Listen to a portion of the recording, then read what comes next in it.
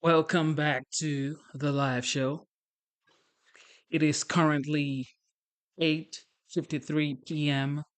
Today's date is October 3rd, 2024. I am back. Shout out to everybody watching the live show. Double tap your screen, subscribe to the channel. God bless you. God bless you. God bless you. All right.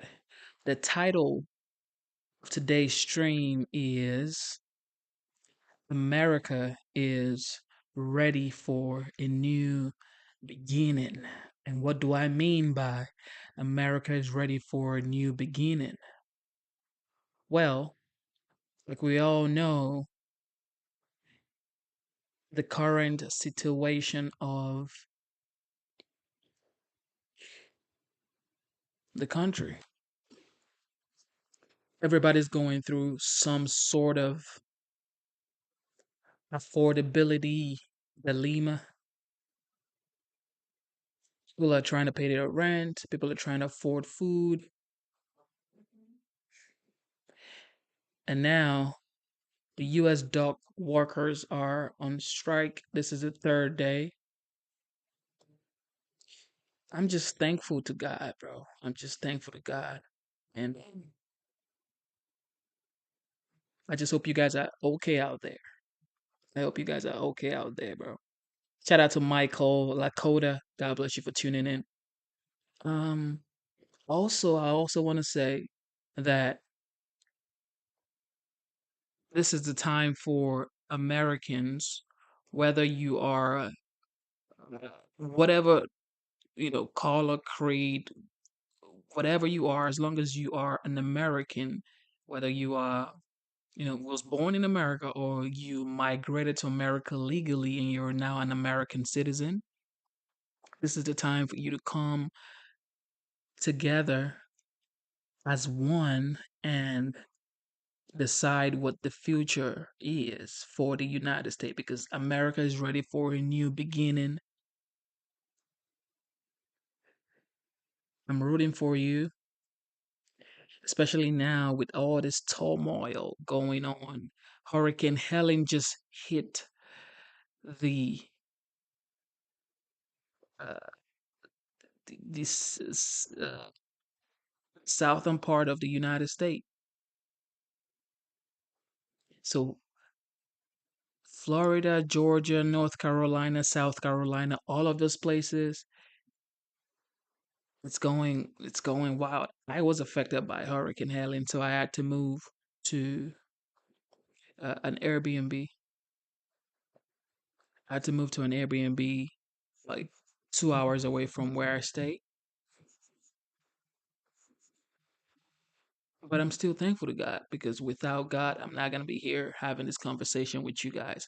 I am absolutely tired, but I decided to stay on here and to stream because I've been saying I want to come back on live. I'm tired, but we got to do what we got to do. 'Cause I promise you guys, I'm gonna be on stream every day if I can, and I'm here. I am here. God is good. God is good. God is good. Okay, let's get it. So, as we all know, President Biden delivers a remark in Georgia today um, concerning Hurricane Helene. He was in Georgia today about time. I would say about time. Some people say he got there too late, but he got there. So we got to say, well, thank you, Mr. President. Let's hear what he has to say.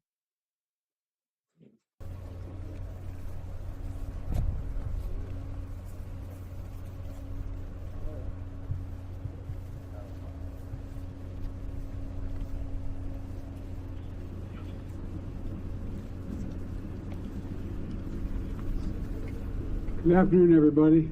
Hey, family, how you doing? Good to see you.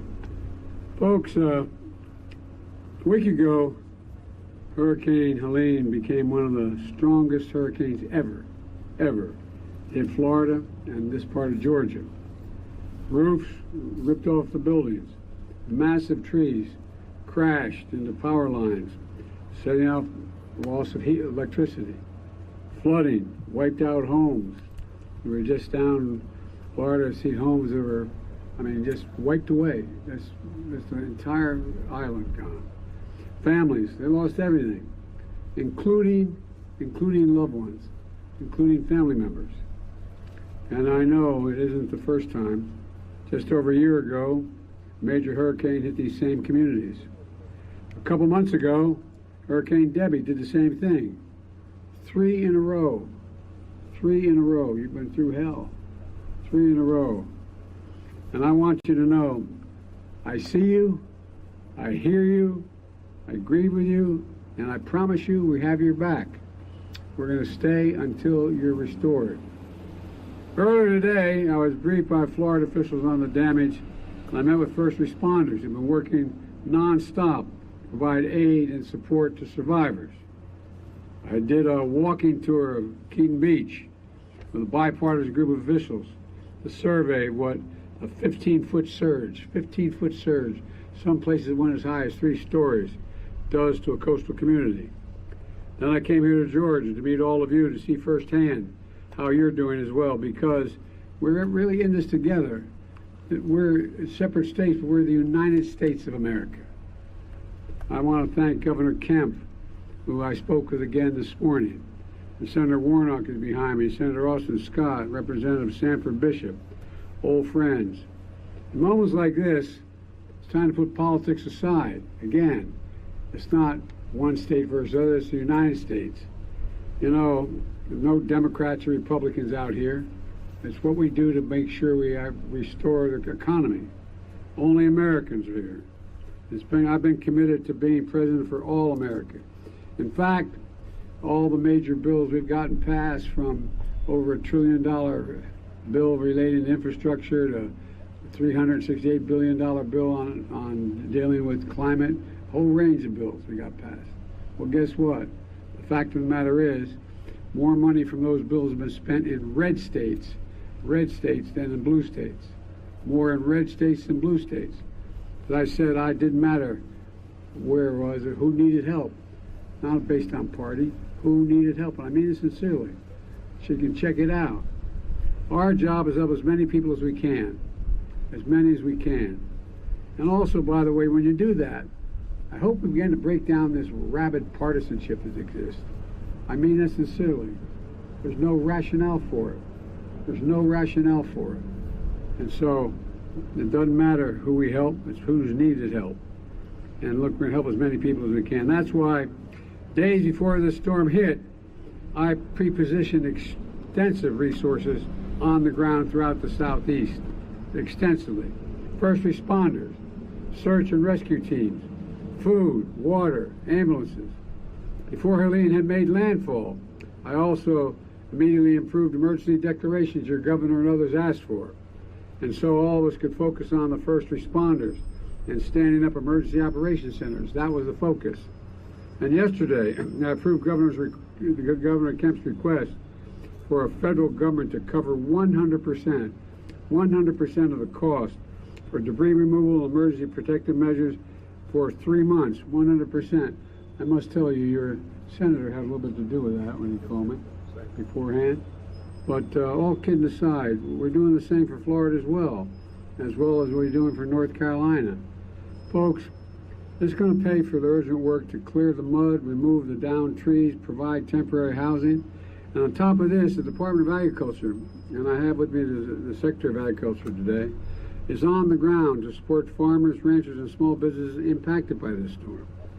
And FEMA teams are literally knocking on doors to register folks so they can receive assistance to buy what they urgently need, from prescription drugs if they lost everything. Well, for example, I was just down in Florida. One home, what people really worry the most about is not just losing their home, it's they lose everything that mattered to them. They move, they lose that picture of their mom and their dad when they were kids. They look, I mean, all the things are personal. They look at that family jewelry, the ring that was the engagement ring, all those things.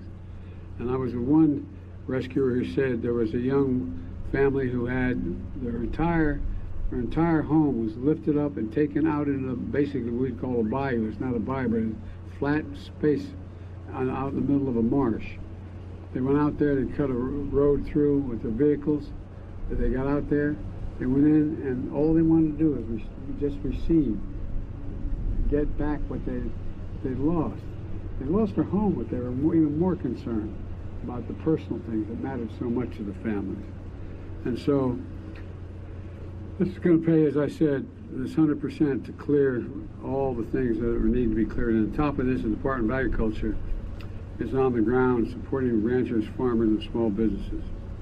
And as I said, the FEMA teams are knocking on doors to register people so they can receive assistance. Think of all the people out there throughout the country here in the Southeast that they need prescriptions filled. They don't have the money. They've lost everything. They don't have any way to fill their prescription. Or baby formula. They can't afford it. They don't know where to get it, how to get it. And so we're registering folks so they can receive this assistance and buy urgently needed things they badly need. This direct assistance is now being delivered. It's being delivered now directly, with more to come.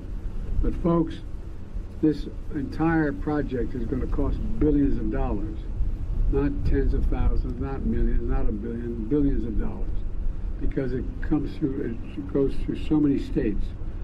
You know, and Congress has an obligation to me, it seems to me, to ensure the states have the resources they need. Let me close with this. I'm standing here beside Buck, the owner of this pecan farm. This afternoon, we got a chance to talk a little bit, and he showed me what he lost, talked about what he lost, and his dad. Acres of orchards wiped out, trees uprooted, debris everywhere. Decades of progress gone in a single instant. But through it all, Buck hadn't lost hope. In fact, he reminds me of another Georgia farmer who just turned 100 years old. President Jimmy Carter once said, "Tremendous progress can be made if we persevere through difficult challenges." This is a difficult challenge we're facing. This storm is extremely difficult for our country. All the first responders, police officers, and volunteers who ran toward danger, all the survivors and families who had their lives and livelihoods torn apart, we got a lot of work ahead of us. I was with them, as I said, I was down in Florida today, and a gentleman walked up and handed me a small pamphlet, a book that his wife had just written about how they lost their son. Their son died last time out in their home. You know, a lot of people are in real trouble. But we want you to know, as I said, we see you, we're with you, and we're going to preserve and persevere to get through all of this. Because, folks, this is the United States of America. We're the United States of America. There's not a damn thing we can't get done, nothing beyond our capacity when we work together and put politics aside. So God bless you all, and now it's my honor to introduce Buck, who's going to say a few words. Buck, podium's yours. Thank you. Ladies and gentlemen, you just heard from the President of the United States, President Joe Biden, visiting Georgia. I'm glad he visited Georgia. At last, he visited Georgia. Well, thank you, Mr. President. Much appreciated. Thank you for tuning in. Double tap your screen, subscribe to the channel. Well, you know, the former President Donald J. Trump visited Valdosta, Georgia about like 5 days ago. And he's not even the president. Anyway, so like we all know, Kamala Harris and former Rep. Liz Cheney actually had a joint campaign today in Ripon, Wisconsin. Let's hear what they have to say. Because everybody's talking about Liz Cheney now. Let's hear what they have to say.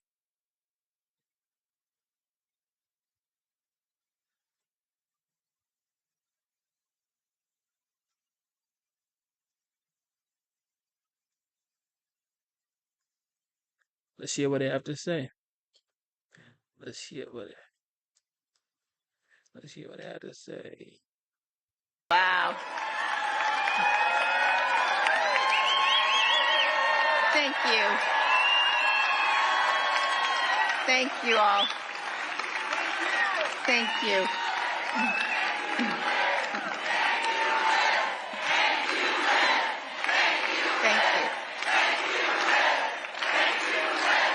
Thank you. Boy, my God, what an amazing day to be in Wisconsin. Thank you all. Thank you so much. Thank you, Sheriff, for your courage and your service and for that wonderful introduction. It is such a pleasure to be here today at Ripon College. And I have to tell you all, Wisconsin is special for me for a particularly important reason. Way back in 1966, when a very young Dick Cheney and Lynn Cheney were graduate students at the University of Wisconsin,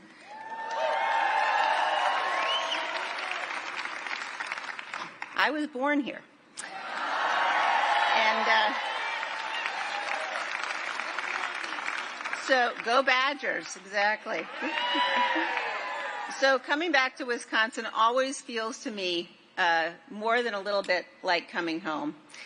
I want you to know the last time that I was here campaigning was 20 years ago, in 2004. And although politics divided us, certainly in that year, we were united in our admiration for the Packers' legendary Bart Starr. And one of the most special and memorable days I had on any campaign was the day that we got to spend with him, which included a personal tour of Lambeau Field. So it's very, very special to be back again. Now, you all know, of course, that here in Ripon, the Republican Party was founded. It was founded in a meeting in 1854 in the Little White Schoolhouse. And it was founded by people who were opposed to slavery. It was that Republican Party, the party of Lincoln and Eisenhower, the party of Reagan and Bush.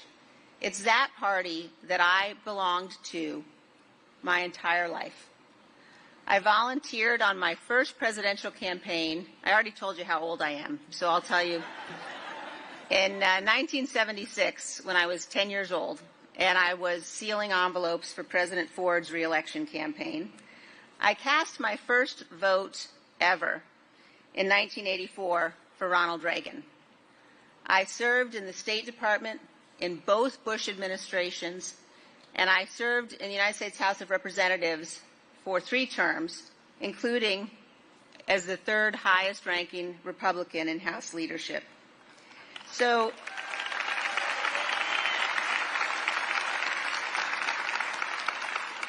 in other words, I was a Republican even before Donald Trump started spray tanning.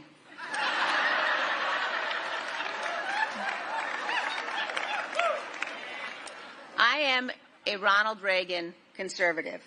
I believe in limited government. I believe in low taxes. I believe in a strong national defense. And I believe that the private sector is the engine of growth of our economy. I believe that the family, and not the government, is the most important structure in our society.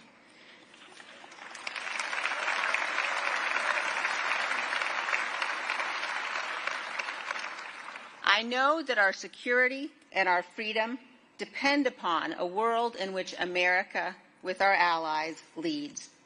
And above all else, I know that the most conservative of conservative values is fidelity to our Constitution.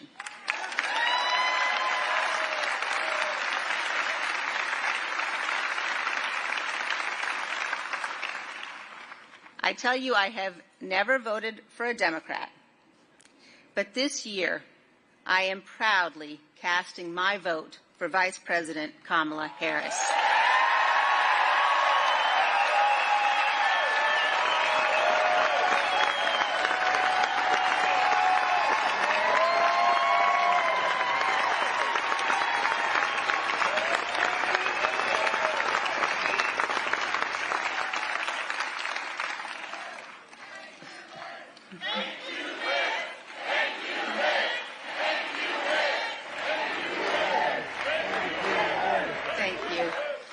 But mostly we're not going back.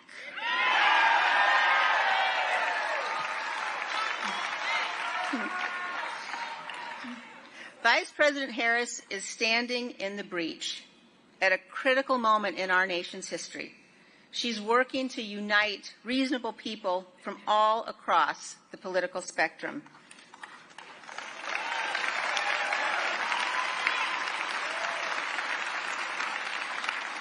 Vice President Harris has dedicated her life to public service. I know that she loves our country, and I know that she will be a president for all Americans. As a conservative, as a patriot, as a mother, as someone who reveres our Constitution, I am honored to join her in this urgent cause.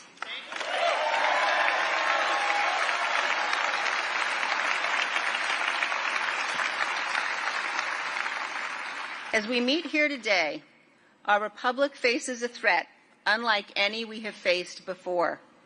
A former president who attempted to stay in power by unraveling the foundations of our republic, by refusing to accept the lawful results confirmed by dozens of courts of the 2020 election.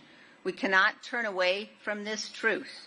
In this election, putting patriotism ahead of partisanship is not an aspiration. It is our duty.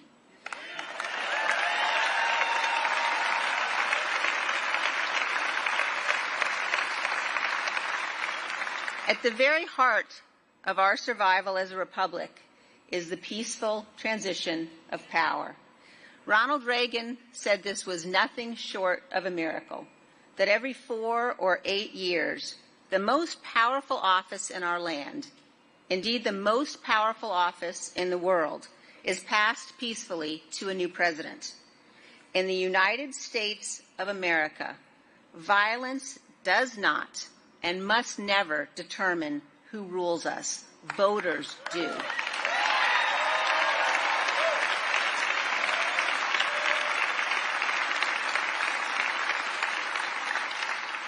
And in this country, under our Constitution, our president has a particular solemn obligation to ensure and guarantee the peaceful transfer of power.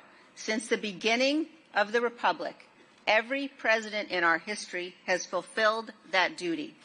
Every president until Donald Trump. When Donald Trump woke up on the morning of January 6, 2021, his intention, despite having lost the election, was that he would remain president. Rather than accept his loss and concede defeat, he had spent months overseeing a multi-part plan to attempt to seize power and remain in office. He ignored the rulings of the courts. He corruptly pressured state legislatures, including here in Wisconsin, to overturn the results of their elections. He told the Justice Department to lie for him. He conspired to have fake electoral votes cast, and he corruptly pressured his vice president to take illegal and unconstitutional actions. He summoned a mob to Washington, D.C. with his lies, and he sent the armed mob to the United States Capitol in an effort to stop the counting of electoral votes. As the violent mob attacked our Capitol, in Donald Trump's name, as they brutally beat law enforcement officers, as they hunted the vice president and the Speaker of the House, Donald Trump watched the attack on television for hours,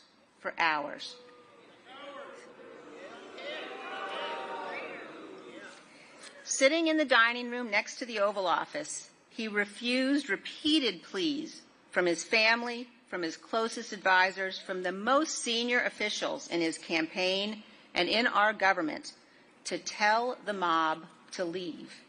And when Donald Trump finally did speak publicly after hours of violence, after the Capitol had been invaded, he praised the rioters. He did not condemn them. That's who Donald Trump is. Those facts that we know about what Donald Trump did, including what he did when our Capitol was under siege, those facts do not come from Donald Trump's political opponents. Those facts come from the people closest to him.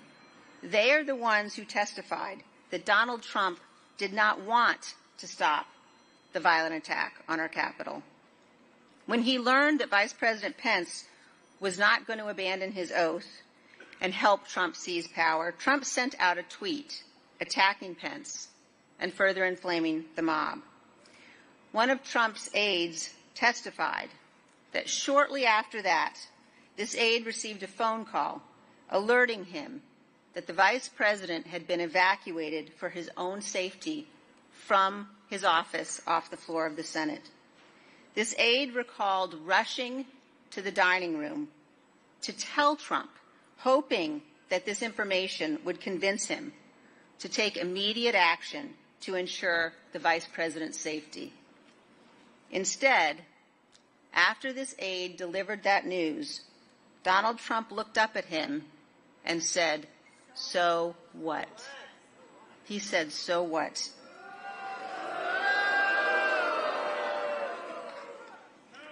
It is Donald Trump's closest aides who also told us this. They said that while the attack on our Capitol was happening, Donald Trump was handed a note informing him that a civilian had been shot at the door to the chamber of the United States House of Representatives. Donald Trump put the note down on the table in front of him, continued to watch the attack on television, and still refused to tell the mob to leave the Capitol. Donald Trump was willing to sacrifice our Capitol to allow law enforcement officers to be beaten and brutalized in his name and to violate the law and the Constitution in order to seize power for himself. I don't care if you are a Democrat or a Republican or an independent. That is depravity, and we must never become numb to it. Any person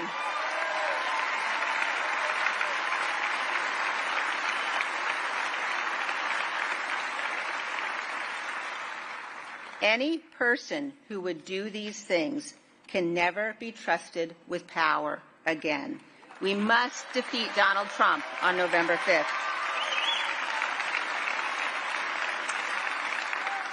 In that election 20 years ago, when we were campaigning in Wisconsin and all across the country, we were campaigning as compassionate conservatives. What January 6th shows us is that there is not an ounce of compassion in Donald Trump. He is petty, he is vindictive, and he is cruel. And Donald Trump is not fit to lead this good and great nation.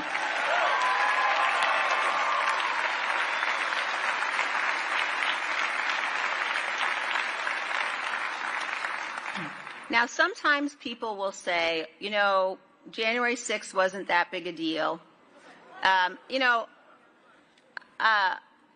In a time when I have heard many pretty stunning things from Republicans, one of the most stunning was yesterday from your former governor, Scott Walker, who said basically, people are over January 6th.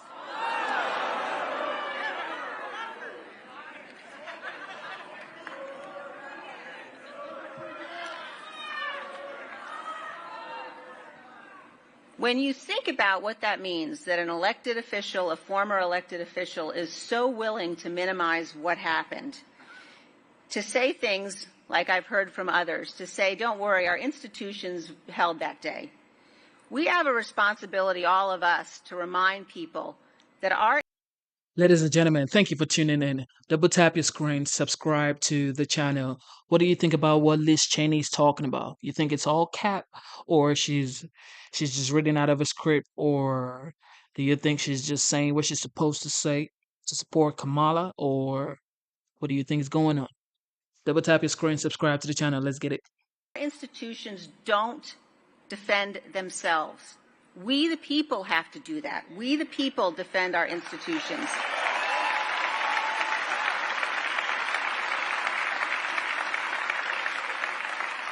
And our institutions held on January 6th because there were brave men and women, including including elected officials at every level of our government, who did their duty, who stood up for what was right, who resisted Donald Trump's efforts to pressure them to violate their oaths.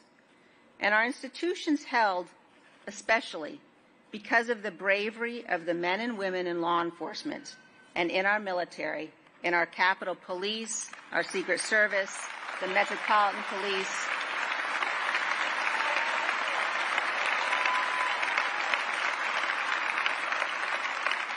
They are the ones who defended our Capitol, our democracy, and our lives. Many of them fought a bloody, hours-long battle on the west front of the Capitol.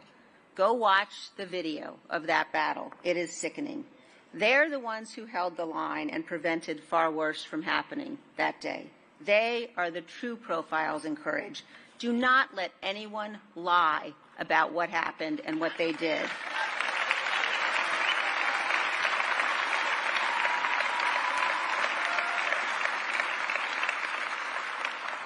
Our institutions also held because of Vice President Mike Pence, who refused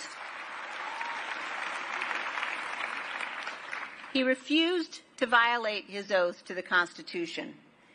And that is why Mike Pence is not Donald Trump's running mate today. Instead, J.D. Vance is on the ticket. Vance has said, that's true.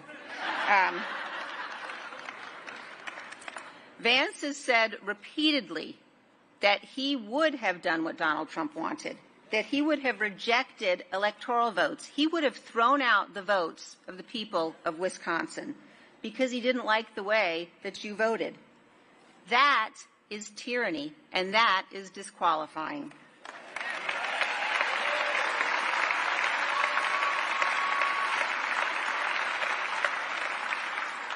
History teaches us again and again that democracies can fall. They fall to populists. They fall to strongmen who beguile their fellow citizens with conspiracy theories and false emergencies. As my friend, the late Charles Krauthammer, taught us, the lesson of our history is that the task of merely maintaining strong and sturdy the structures of our constitutional order is unending. It is the continuing and ceaseless work of every generation. And that responsibility now falls on all of us in this election. This great country of ours requires leaders of character. We must choose men and women who have what Abraham Lincoln called a sincere heart. Our nation's second president, John Adams, put it this way. On the first night he ever spent in the White House, he wrote a letter to his wife, Abigail. And his letter included a prayer that is so special, President Kennedy had it engraved in the mantelpiece in the state dining room in the White House. And in his letter, he said this, "May none but honest and wise men ever rule under this roof." Now, I'm confident, just a second, I am confident that John Adams meant women too.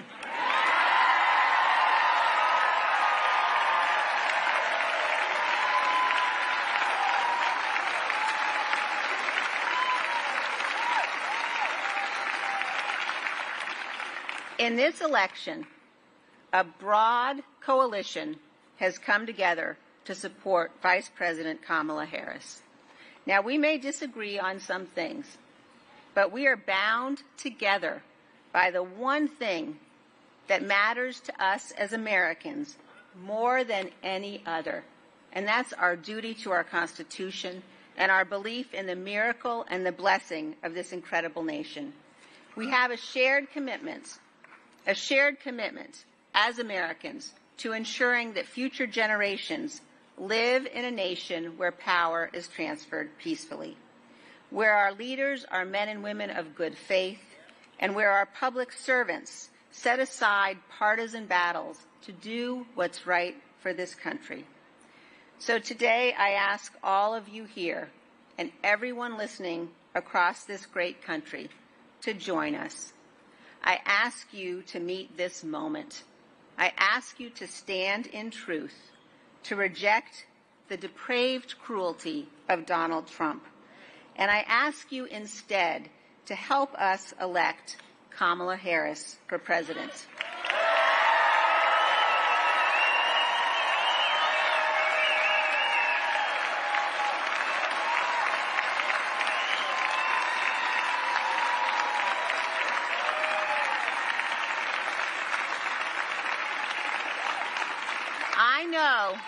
I know that President Harris will be able to unite this nation. I know that she will be a president who will defend the rule of law. And I know that she will be a president who can inspire all of our children, and if I might say so, especially our little girls.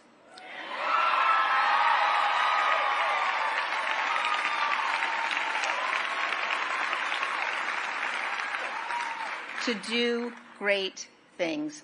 So help us right the ship of our democracy so that history will say of us, when our time of testing came, we did our duty and we prevailed because we loved our country more. And now,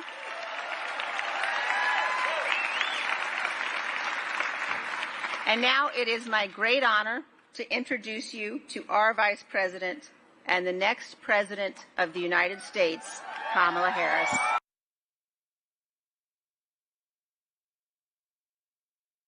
Please have a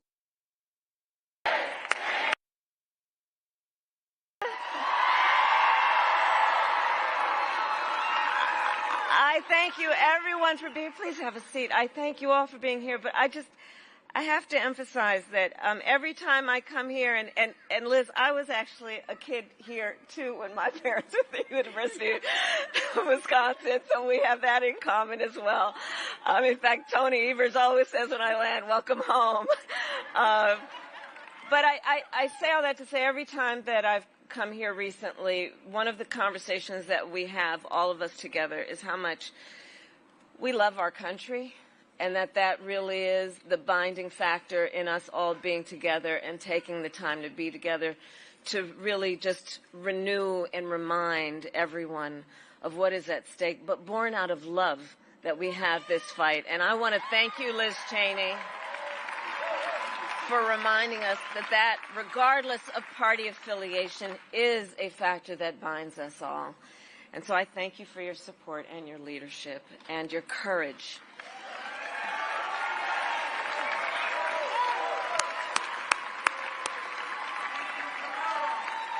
I also want to thank all the other great leaders who are with us today. Governor Tony Evers, where is he?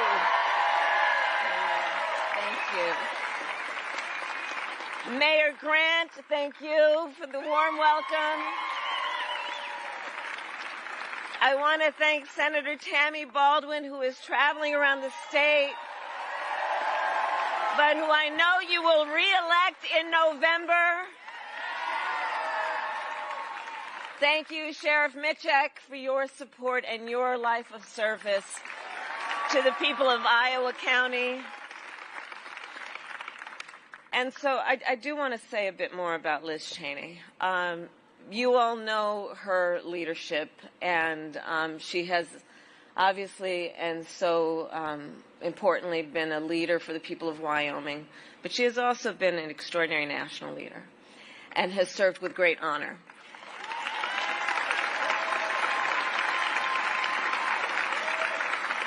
And she not only, as she has talked today, recognizes that character is among the most important attributes of leadership, but she also personifies that attribute. And she possesses some of the qualities of character that I most respect in any individual and any leader.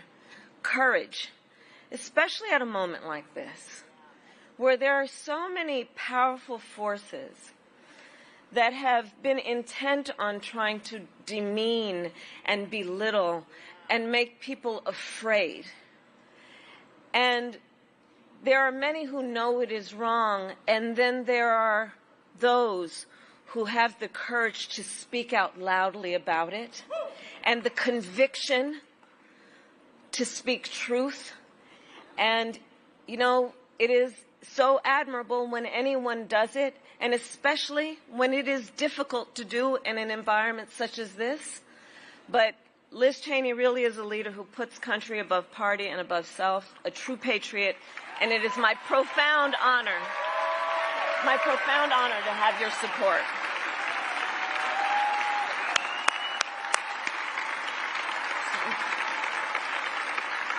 And I also want to thank your father, Vice President Dick Cheney, for his support and what he has done to serve our country.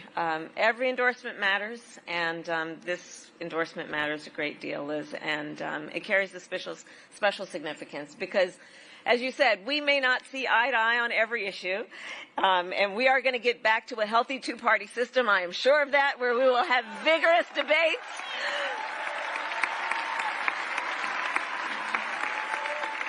And as you said, you may not have supported a Democrat for president before, but as you have also said, we both love our country and we revere our democratic ideals. And we both also believe in the nobility of public service. And we know that our oath to uphold the Constitution of the United States of America is a sacred oath, an oath that must be honored and must never be violated.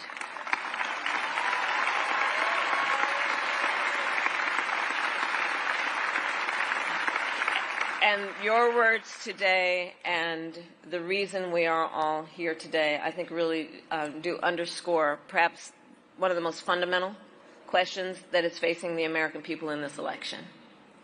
Who will obey that oath?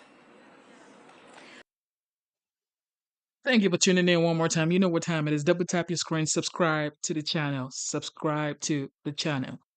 The problem here is you're free to vote for whoever you want to vote for. But the truth is, where has she been for the past almost 4 years now? All of a sudden, she's here saying she wants to do all of this stuff. But what have you been doing? I'm not saying vote for Trump or vote for Kamala. Vote for who you want to vote for. But where has she been? Where have you been? You're saying you don't ask people if they are Republicans or Democrat. The only thing you ask people is, are you okay? Well, Americans are not okay. Gas prices is high, groceries is high, US dock workers just went on strike. Everywhere is blowing up. People are trying to pay rent. Everything is high. Nobody's okay, Kamala. So, but you keep saying you ask people if they're okay. Ain't nobody okay, baby girl. Who will abide by the oath to preserve, protect, and defend the Constitution of the United States of America?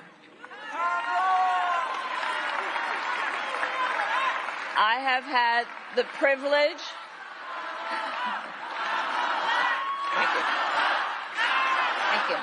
Thank you. Thank you. Thank you. Thank you. And I have sworn an oath to uphold the Constitution 6 times in my career, including as Vice President, as a United States Senator, and as the top law enforcement officer of the largest state in our country. Responsible for upholding and enforcing the laws of the state and the laws of the United States was the work I did. And I have never wavered in upholding that oath. And I have always executed it faithfully and without reservation.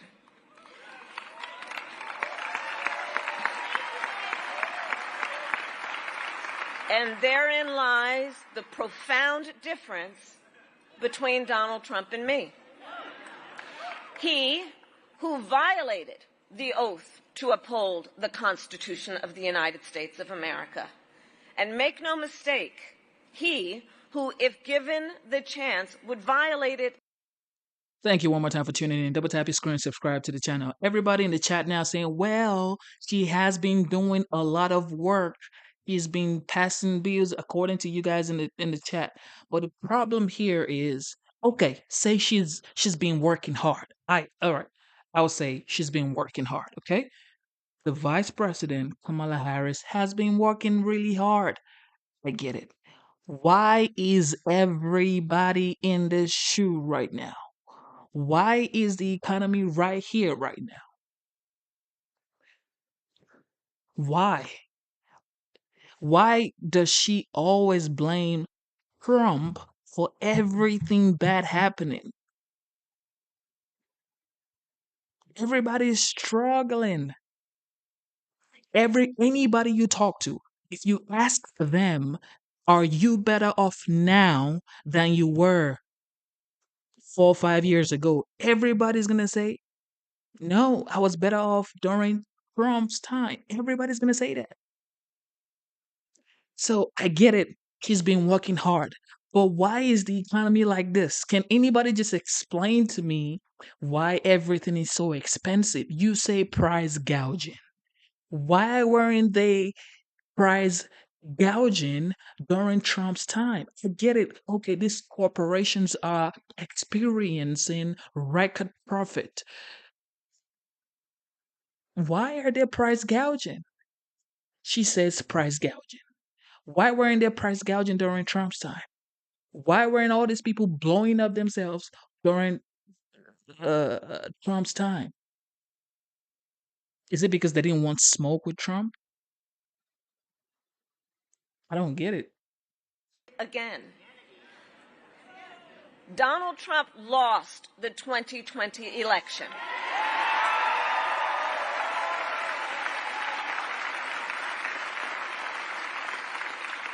And as you have heard and know, he refused to accept the will of the people and the results of an election that was free and fair.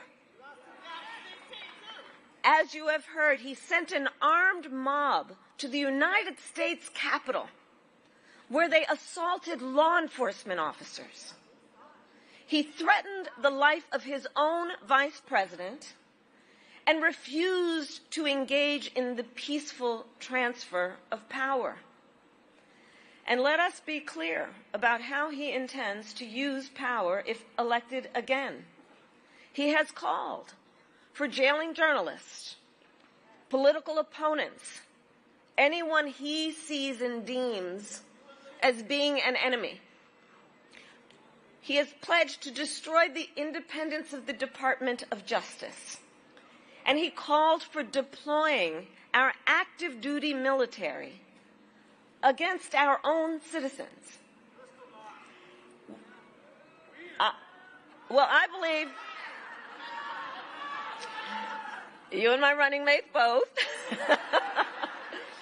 Well, listen, I believe that anyone who recklessly tramples on our democratic values as Donald Trump has, anyone who has actively and violently obstructed the will of the people and the peaceful transfer of power, as Donald Trump has, anyone who has called for, I quote, termination of the Constitution of the United States, as Donald Trump has, must never again stand behind the seal of the President of the United States.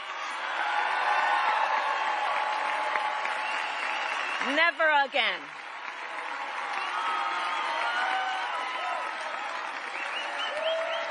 Never again.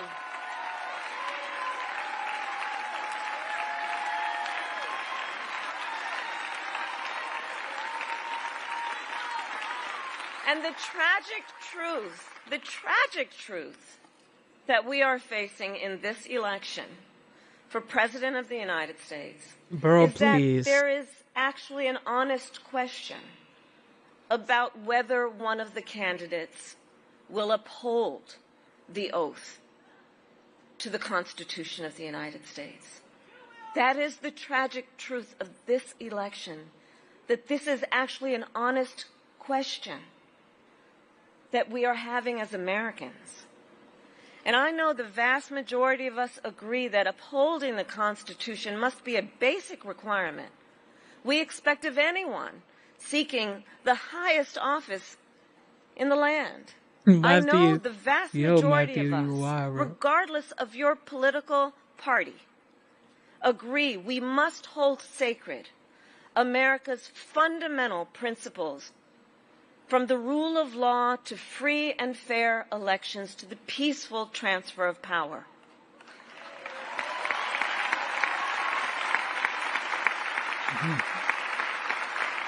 And if you share that view, no matter your political party, there is a place for you with us and in this campaign, because those principles, I know, unite us across party lines. And in this election, I take seriously my pledge to be a president for all Americans. My entire career,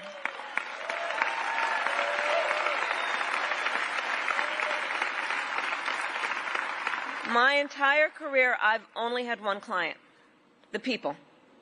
And when I say that, I mean all the people, not just those who share my party affiliation. Through all my decades in law enforcement, I never asked a victim or a witness, are you a Republican or a Democrat? The only question I ever asked was, are you okay? She keeps saying she's only had one client, the people. But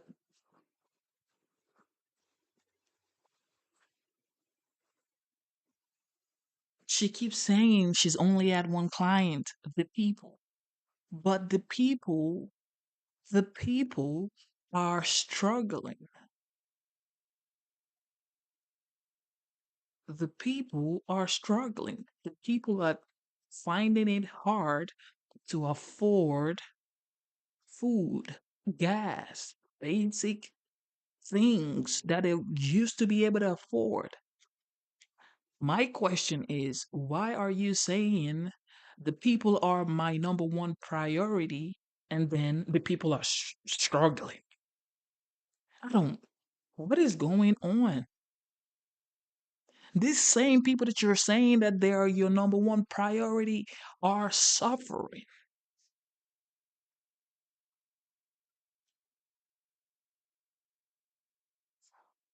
These people are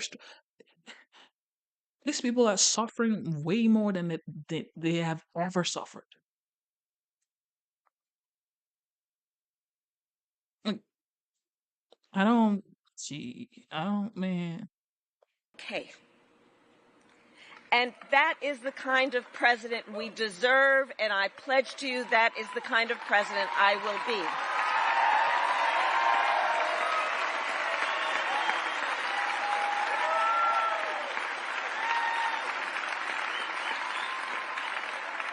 Because the President of the United States must not look at our country through the narrow lens of ideology or petty partisanship or self-interest.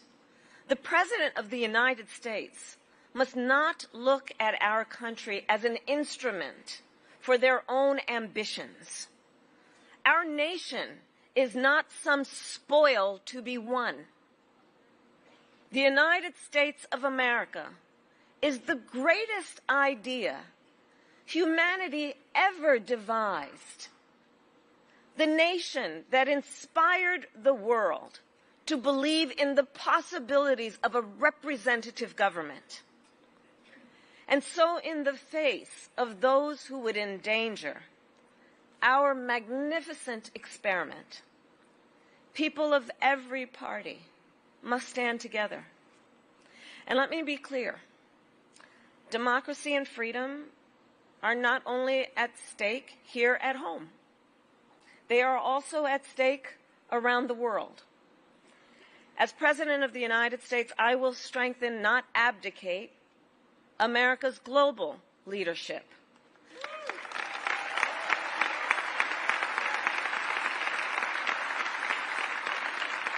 Last week, I met with Ukraine's President Zelensky. And the message I delivered was the same message I've shared with him every time I've seen him. I stand with Ukraine, and I always will.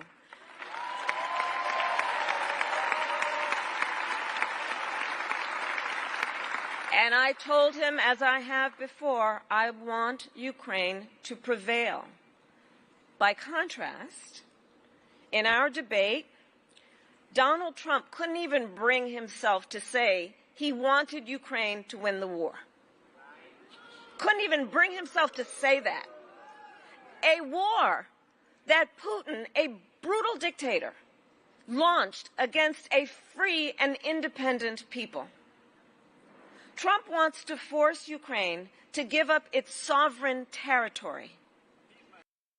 The question here is who actually wins? This is a question, okay? Who wins in a war? Does anybody truly wins in a war? This is why I personally am not voting for her. Because first of all, nobody wins in a war. You just have to negotiate peace. Peace is the only way someone can win. Because if the kids and the women are not dying, then you already won the war. But now you're saying you want Ukraine to win the war. You want this person to win the war. Then it's like nobody wins a war, bro. You need to start talking about peace. Jesus. A bedrock principle upon which we stand and fight for. And you know who else wants them to give up their sovereign? Absolutely, territory? Putin. Putin. And that's not a plan for peace. It's a plan for surrender. Well, I believe that in the global struggle between tyranny and democracy, the President of the United States must always be on the side of freedom.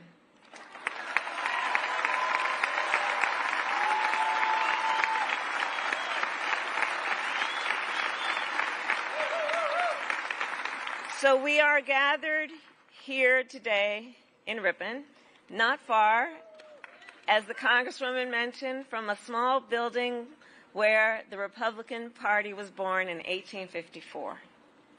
Liz Cheney stands in the finest tradition of its leaders. And if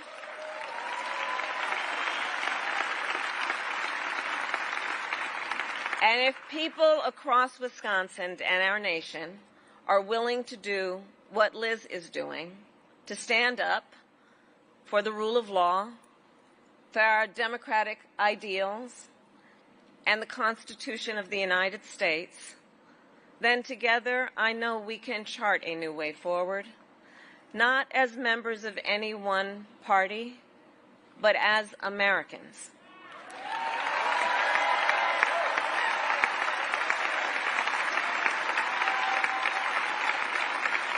Americans who are united in our devotion to the country we love. I thank you all. May God.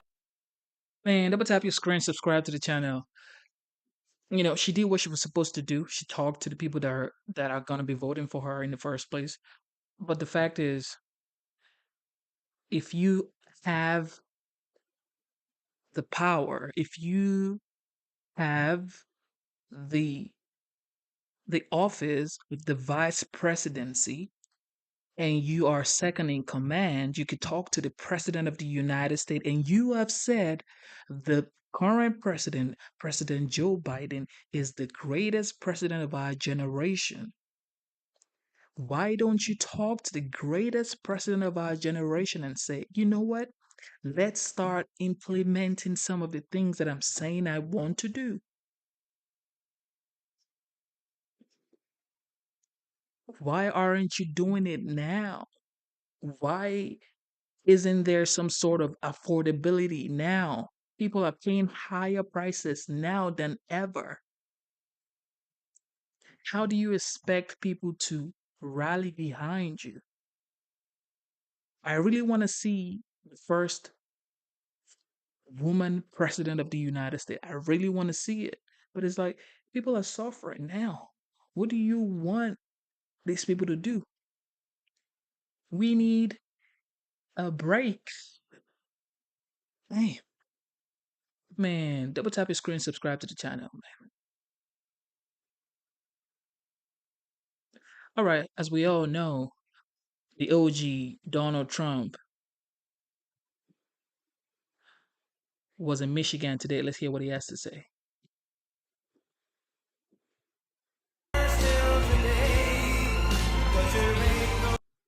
Better to the farmer than Trump, that I can tell you. They'll do the same. Better to the farmer than Trump, that I can tell you. But it's great to be back in this beautiful state with thousands of proud, hard work.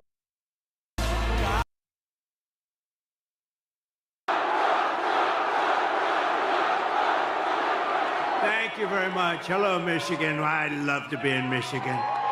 We're going to bring so many car manufacturing plants we're going to bring, but I see a lot of farms outside today.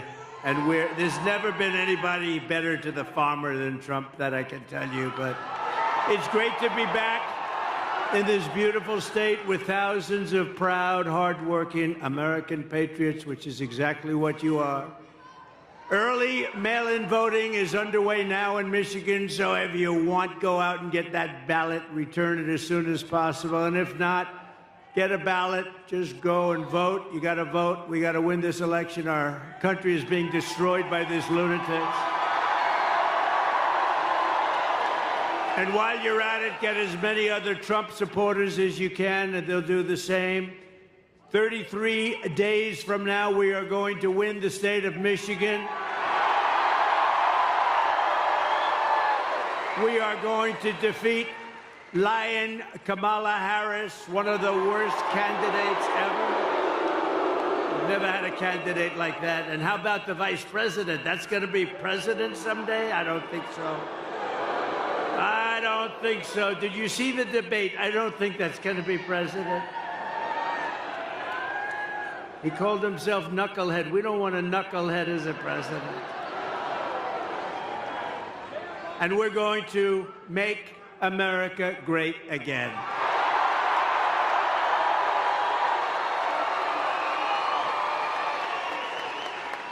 And I'm asking every citizen all across our land to join me in launching a new golden age for America. As catastrophic as Kamala Harris, I never use the name Harris. Nobody knows what the hell I'm talking about. I say, Harris is doing a lousy job. Who's Harris? So we usually just say Lion Kamala. It's much better, more accurate. But as bad as Kamala's failures have been, we have a plan to fix it, and we're going to fix it very fast. It's going to go very quickly. Can you imagine what she's doing to our country on the borders, though? Can you imagine? With everything else is bad. Can you imagine what they're doing on the borders? Why? Why are they doing it there? Killing our country. We can soon have soaring incomes, skyrocketing wealth, millions and millions of new jobs, and a booming middle class. We had the best four-year period of any president in history, and that's despite the China virus coming in. Despite the China virus. Instead of a manufacturing recession, we can have a manufacturing renaissance, which is what we want, especially here, especially in this state. We can live in cities and towns that are safe and clean and borders that are sealed and secure. Wouldn't that be nice? And America can once again be strong and confident and free. I mean, how would you like to live like they're living, where thousands and thousands of criminals are put into your town or your city, and all of a sudden your whole life changes. Your whole life changes. You see what's happened with Springfield and Aurora. You see what happened, Springfield, Ohio. You see what's happening. Would you like to have that happen to you? Good, I was just curious. Who the hell can do that? Who can do it? They inject 32,000 people from a foreign land that has lots of problems, but they inject 30, and you're 50,000 people, and now you have, in a month, you've almost doubled the size, and it's a disaster what's going on in Aurora, where you have Venezuelan street gangs. They went into the same business as me, but they take their real estate with guns. I had to go borrow money from banks. They're in the real estate business. They go in, and the governor there in Colorado, Aurora, Colorado, the governor is petrified. He doesn't know what to do. He's never seen anything like it. Actually, nobody has seen anything like it when you get right down to it. But we can be a nation that dreams big again. We can be a nation that builds things again. We can reclaim our pride, our dignity, our glorious American destiny. But only if we make a clean break from the failures of the past 4 years. They've been the worst 4 years. When you add everything up, the inflation, the lack of respect, the Afghanistan disaster, which was the most embarrassing period of time in our history, where we were just humiliated, and you add it all up, and all we're going to do is a very simple thing. We're going to make our country so incredible and so fast. You only have one thing to do. On November 5th, we're going to vote for a person named Donald J. Trump. Have you ever heard of him? Have you ever heard of him? Nice hat. Nice hat.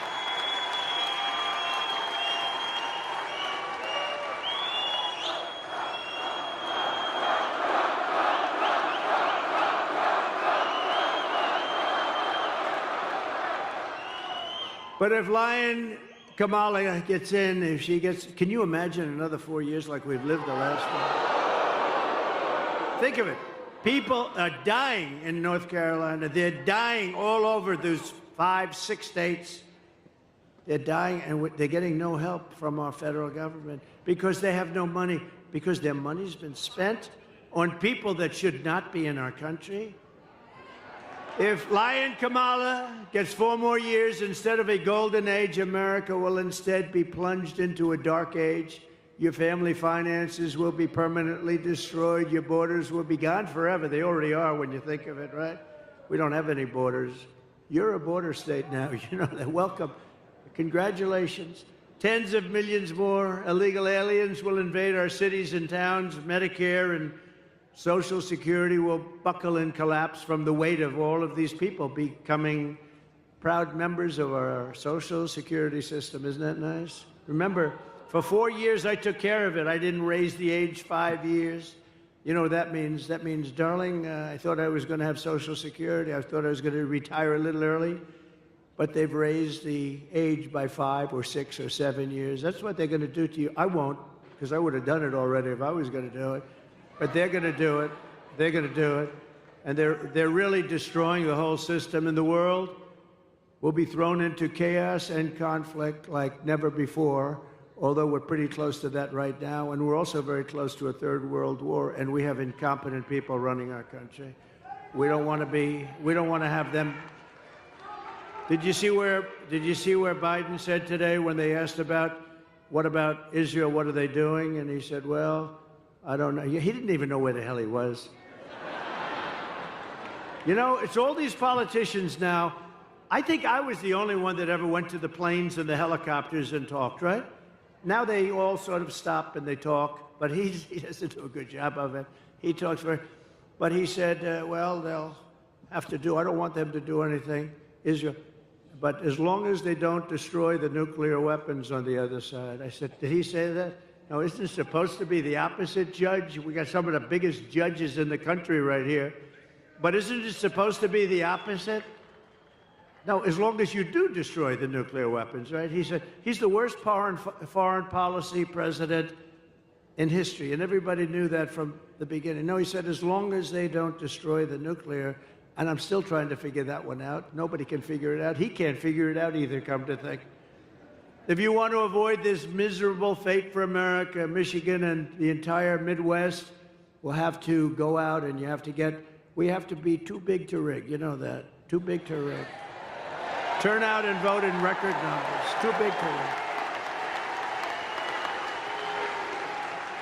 You know, last election, we did great in 2016. A lot of people don't know we did much better in 2020. We won. We did win. It was a rigged election. It was a rigged election. You have to tell Kamala Harris, that's why I'm doing it again. If I thought I lost, I wouldn't be doing this again. You know where I'd be right now? On the beaches of Monte Carlo, maybe, or someplace. Be having a nice life. But if I had my choice of being here with you today or being on some magnificent beach with the waves hitting me in the face, I would take you every single time because we're going to make our country great again. Every single time.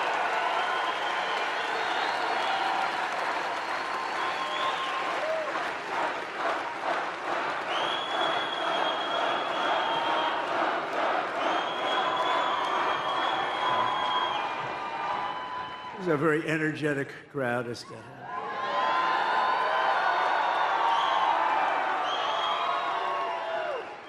And who else can fill up? Only MAGA. But whoever fills big places like this at 3 o'clock in the afternoon? We're going to be meeting. We're going to think of it.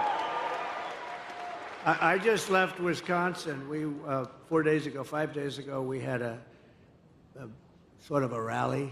Wasn't supposed to be. 60,000 people showed up in Wisconsin. But the White House wouldn't give us proper security coverage. So we end up in a room of about 900 people. You have 60,000 people, 50 to 60,000 people outside waiting, but they don't want that because they don't want crowds. What they are doing is such a disgrace to our country. And so to those people in Wisconsin that didn't make it, I think they love us, and I think they're going to vote. By the way, we're up in all of the polls. We're up in every swing state. Doing great. They had a honeymoon period. You know, they had like a honeymoon. I didn't know what a honeymoon period. They kept talking about the honeymoon. Because I beat Biden, we were up 21 points by their numbers, and they went to him, crazy Nancy Pelosi. She's crazy as a bedbug. Crazy Nancy. But others too. They went to him and they said, Joe, you're out. He said, I'm not getting out. And they said, no, you're out. We're going to use the 25th Amendment because you're frickin' crazy, man. And he eventually agreed to get out, which took about, 24 hours. Remember, he said he would only get out if he was forced to by God. And that didn't work out. That didn't work out. So they said, you're getting out because you're going to lose. You're going to lose by a lot. Right after the debate, they went to him, right? I don't know, did I do a good job or a bad job in that debate? Crazy. They said, you should have taken it a little bit easy. But all of a sudden, we start hearing rumors, right, that he's getting out. And then we heard they, have the standard list of people, Democrats, and Gavin Newsom and lots of people. He destroyed California. She destroyed California, by the way. She destroyed the greatest city in our country 20 years ago, San Francisco. And then she became AG. She destroyed the state of California along with Newsom. But she had every bit. Did you ever hear of him? Gavin Newsom. He's a terrible governor. Done a lousy job. And you have such advantages. You do have great weather. You have the beautiful ocean. You have everything. But you still need somebody that knows what they're doing. And she destroyed, think of it, she destroyed San Francisco when she was the DA. The crime started to be rampant. It was the best city, the best. And then she destroyed California. And now she wants to destroy the United States of America. We're not going to let her do it. So you have to tell lying Kamala that we've had enough, Kamala. We can't take you anymore. We're not going to stand for it anymore. Kamala, you're fired. Get out. You're fired. You're fired. Get the hell out of here. Right? Starting on day one of my new administration, we will end inflation and we will make America affordable again. It's not affordable. They killed you. They killed you with their spending, a combination of spending and their stupid energy policies. They said, we're going to get away from the Trump energy policies.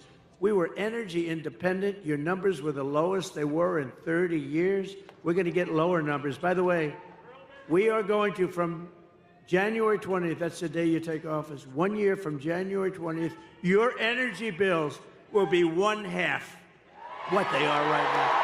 50%, 50. They'll be one half. Because we're sitting on more liquid gold than any other country in the world, including Saudi Arabia and including Russia. We have more liquid gold right under our feet, and we don't use it. We go to Venezuela to get their tar, and then we clean it up. You know where? We go to a very good, you ain't I got just to left worry. there, actually. You We got go to my vote. Houston, Texas, where they're the only plant that will clean their tar. It's tar. Instead of using our stuff, which is pure as there is. And it's so crazy what we're doing in this country. It's just crazy. But we have more liquid gold. You know, I did a thing called ANWR. That's in Alaska. You know about it a little bit. Reagan tried to get it. Everybody tried to get it. They couldn't do it. I got it. In their first week, they terminated it. It's larger, perhaps as big as, but maybe larger than Saudi Arabia. Think of that. We would have supplied the entire Asian continent. We would have supplied Asia. We would have supplied everybody, but we'll have it redone very quickly because they didn't kill it like they wanted to, because they didn't kill it in Congress. I actually got it approved in Congress as part of the biggest tax cuts in history for this country. I got that approved in Congress. We got ANWR. So they didn't kill it in Congress, and I don't think they ever could. So we'll get it back very quickly. It's going to be back very fast. But think of that. The biggest site probably anywhere in the world, you never know exactly, but pretty much anywhere in the world, in Alaska. And it would have been great for Alaska, but it would have also been great for, so big would have been great for our country, but we'll have it approved very quickly. But they ended it in the first week, but they approved the Russian pipeline. I had that disapproved. I said, you're not going to build, when they say I was nice to Russia, I terminated their pipeline. I mean, it's the biggest thing they've ever done. They had a pipeline going to Germany and all over Europe. I said, nope, you're not going to build it. You're not going to build it. Vladimir, I'm sorry, Vladimir, you're not building it, Vladimir. No. Because it didn't make sense. We're defending them with NATO, right? So we're defending them, all the countries over in Europe. They're not paying their bills. They're delinquent. They're delinquent. They're not paying their bills. But we're defending them with NATO, and yet they're paying billions of dollars to the people that we're defending, for the country that we're defending them against, Russia. So we defend them, and I said, Angela, I met with Angela Merkel. I said, Angela, this doesn't make sense. We're defending you from Russia, but you're paying Russia billions of dollars a month. Somehow that's not working for me, Angela. And I terminated their pipeline right in the middle of that construction. You think Putin was happy? I don't think so. You think Biden would have done that? When Biden came in, one of his first acts was to unterminate. It was to let him build their pipeline. That wasn't a good, and by the way, if he didn't, you wouldn't have had the war in Ukraine. You wouldn't have had it anyway if I was president. If I was president, you wouldn't have had that. You wouldn't have had October 7th with Israel. Iran, as you know, was broke. They had no money for Hamas. They had no money for Hezbollah. They had no money for anything. They would have made a deal, and they would have been happy. They would have made a deal. And now look at what's happening over there. The whole world is blowing up. And the biggest threat we have is World War III, and we have incompetent people. And she's more incompetent than Biden. And remember, that was a coup. That was a coup of an American president. They took his presidency. They said, you get the hell out. And he walks around shaking hands with people. He still doesn't know what the hell happened. And then he goes to the beach. He goes to the beach all the time. Somebody told him he looks great in a bathing suit. Typically, an 82-year-old man doesn't look great in a bathing suit. There may be a couple, but I'm not sure I've ever seen it. But he has an ability that I wish I had. He's able to fall asleep stone cold out in front of the media. They're taking pictures. Who the hell wants to sleep in front of the media? I wish I had the ability to sleep like that. I wear it. It's true. No, he falls asleep. Think of it. He's laying down on the beach. He has those chairs. They're meant for old people and children to lift. They weigh about like 6 ounces, right? They're aluminum, like 6 ounces. And he has a hard time moving them. They have to bring kids over to move them. can't get his feet out of the sand, and they think this is good. But who can do this? Who can fall asleep with cameras blazing? Here's our president, and President Xi of China, Putin, all these people are looking and they're saying, what the hell is happening with that country? But we're going to change that around soon. Change it around very soon. We were respected 4 years ago. We were respected. Viktor Orban, he's the head of Prime Minister of Hungary. He said, the only thing wrong with the world today is Trump isn't president, because if he was president, there'd be no conflict whatsoever. You know, I had no conflict. We had no wars. We had no. He's a tough guy, but he understood that. If Kamala is reelected, one of her very first acts will be to massively raise taxes for the American family. You know, her bill raises taxes, whereas my idea is not idea, it's going to be a fact, is to lower. I gave you the biggest tax cut in history, and we're going lower because we're going to rely on so many other things.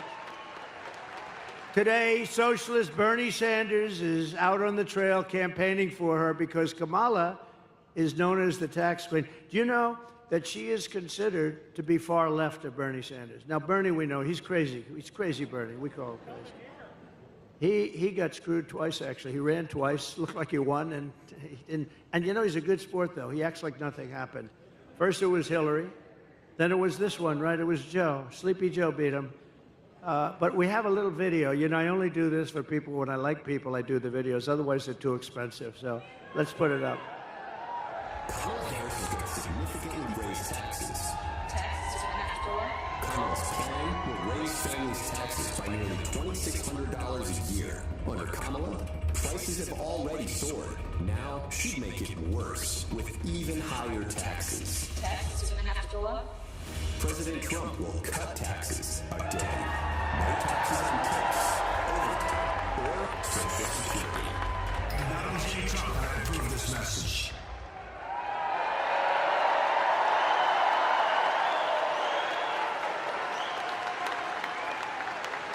Now she wants to raise taxes, and she's going to raise it very substantially. You know why? To pay for the Green New Scam. It's like throwing money out the window. We had the cleanest air and the cleanest water we've ever had during my last 3 years. We had the best water, best air we've ever had, and we were working. They'll put everybody out of business. They'll put everybody out of business. Our companies will be forced to do things that companies in China and other places in the world aren't forced to do. I used to watch this guy Kerry get into his plane and fly over to China, meet with them, say, we don't want you to use coal anymore. They'd say, oh, yes, yes. So then he leaves, and that's the end of that.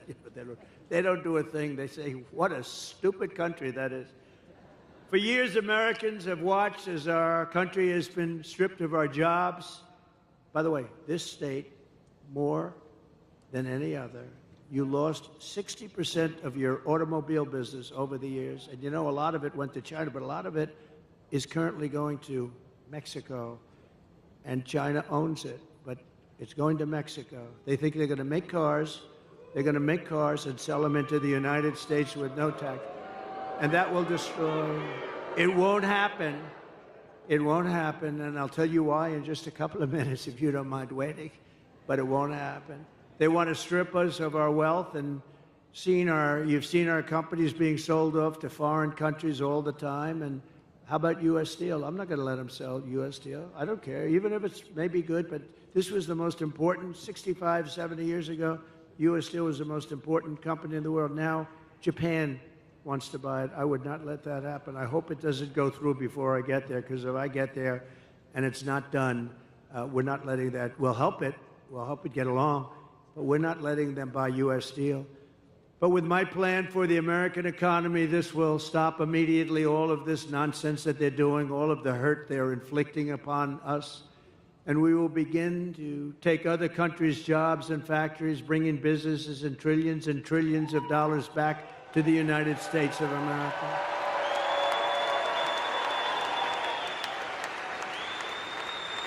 In other words, for the first time in 70 years, although I will say we started that process for 4 years, we started it, we had it going good, and then we had a fight the COVID stuff, and we did that really well. We never got the kind of credit we got for the economy and for the military because we defeated ISIS very quickly. ISIS was supposed to take 5 years, and it took us about a month, which tells you we have, when you find the right ones, we have a great military, but I rebuilt the entire military. Under my plan, American workers will no longer be worried about losing their jobs to foreign nations. Instead, foreign nations will be worried about losing their jobs to America. We're bringing them all back. German car companies can become American car companies. In other words, what I'm saying is they've got to build their plants in America with you people operating them. We can beat China in electronic production. We will, too, using a very similar form, actually a better formula than they have. Manufacturers that have left us will come sprinting back to our shores. Here's the deal that I will be offering to companies and manufacturers all around the planet. We're going to be going after their companies for the first time ever. They've been ripping us off for years, but that's not going to happen anymore. The United States will give you the lowest taxes, the lowest energy costs, the lowest regulatory burdens, and free access to the best and biggest market on the planet Earth, but only if they make their products here in America and hire American workers. That's the whole deal. And if these companies don't take the deal, if they say no, then they're going to have to pay tariffs to come into our country. They're going to have to pay tariffs. And they want to come into our country, they're going to have to pay, and they're not going to send their products made in another country to us, and we have to eat their products. They're produced by other labor, and their labor, we're not going to take it. We will use the hundreds of billions of dollars in tariffs to benefit the American citizens. We're not going to let happen what's happened for so many years. The new American industrialism that we create, and it's going to be something, the industry will be beyond anything you've ever seen in this country. We'll create millions and millions of new jobs, massively raise wages for American workers, and make the United States a manufacturing powerhouse once again. So what we're doing, so we're lowering the tax rate for the middle class, for everybody. But we're bringing the small business tax and the business tax down. I got it from 39% to 21%, got it approved by Congress. Everyone said that was impossible to do. Got it approved by Congress. Nobody thought it was possible. Now I'm bringing it from 21 all the way down to 15. So we'll now have the most, at 21, we were highly competitive. At 15, we're one of the most competitive in the world because we want to bring companies to this country, right? She wants to raise the tax for everybody so they all leave and there go your jobs. Think of it. By contrast, Kamala, known as the taxing queen back in San Francisco, is demanding a 33% tax hike on all domestic production. In addition, she wants the largest capital gains tax in the history of our country, and maybe the history of the world. She even plans a tax of unrealized capital gains. So she wants a tax on unrealized capital gains. So if you don't sell your stock or your company or what, you have to go out. And some companies don't make money, but they're very valuable companies. They'll have to go out and beg, borrow, and steal to pay tax. This is a communist tax, it's called. And it's never used. Nobody's ever even heard of using it. But it's no good, and it's something that we're not going to let happen because we will be driven into a depression the likes of which we probably only seen in 1929. Kamala Harris already cost the average family $29,000 with her rampant inflation, and now she's coming back for more. So we're not going to let that happen. Her plan would raise taxes by $4.1 trillion, hiking the typical family's taxes by, congratulations, $2,600 a year, reducing GDP because people won't do business here. They're going to all leave. Our companies are going to leave. You know, got to remember, these companies are smart, and they have people, they love the country, or in some cases they don't. Some cases they're run by people that aren't from our country, but they always look for the best deal. And they go to Europe, and they go to the medical industry, went to Ireland largely. They go to the country that offers them the best deal. They go to China. China loves to have them. but it's going to be reducing GDP by 2%, lowering wages by 1.2%, and killing off almost 1 million full-time jobs. That's her thing. It's crazy. Harris is right now shutting down power plants across the country, causing electricity prices to soar by more than 100%. You see what's happening? It's amazing. They want to go to an all-electric car. Listen to this, which will, by the way, destroy your business in Michigan. They want to go to an all-electric car, right? But in California, where they're going all-electric, they have blackouts every week and brownouts because they don't have enough electricity. So they have to figure that one out. But it's driving us into a third world status by attacking the entire fossil fuel industry, which is, unfortunately, that's the industry. If you want to fire up your big plants, you're not going to do it through wind. The wind isn't blowing, darling. Let's turn on the television. Let's try it anyway. I want to see President Trump make a speech tonight. No, darling, the wind isn't blowing. We have no juice in the house. We have no juice.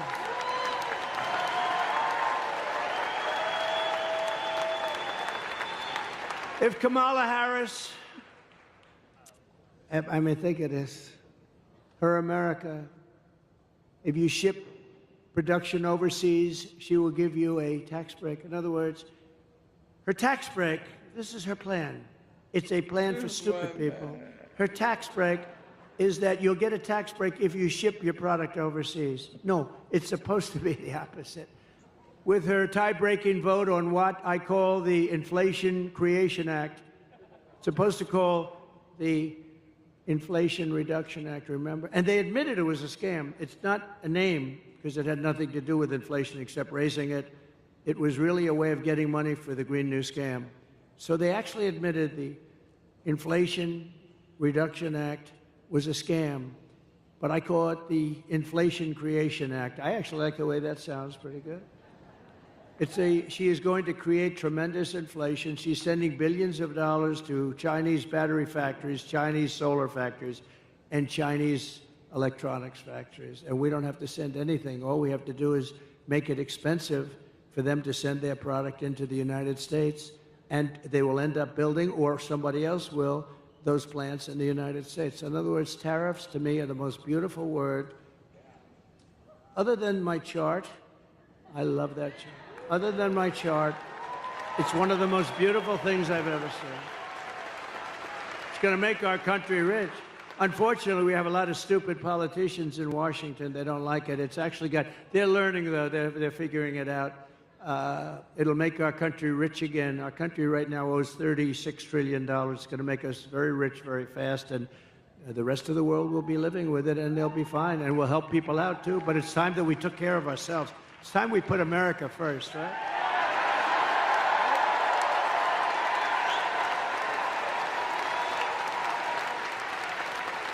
We got to put America first. And it's no wonder that under Kamala Harris, we lost 25,000 manufacturing jobs in August. You know that, right? That was the last reporting period. We lost 24,000 jobs. Manufacturing jobs, good jobs. But this horrific nightmare for American workers ends the day I take the oath of office. It ends.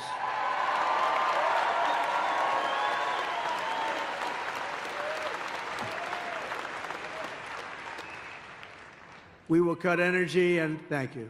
Thank you. I love you too. Stand up, please. Who said that? Oh. Such a beautiful voice. I said, stand up.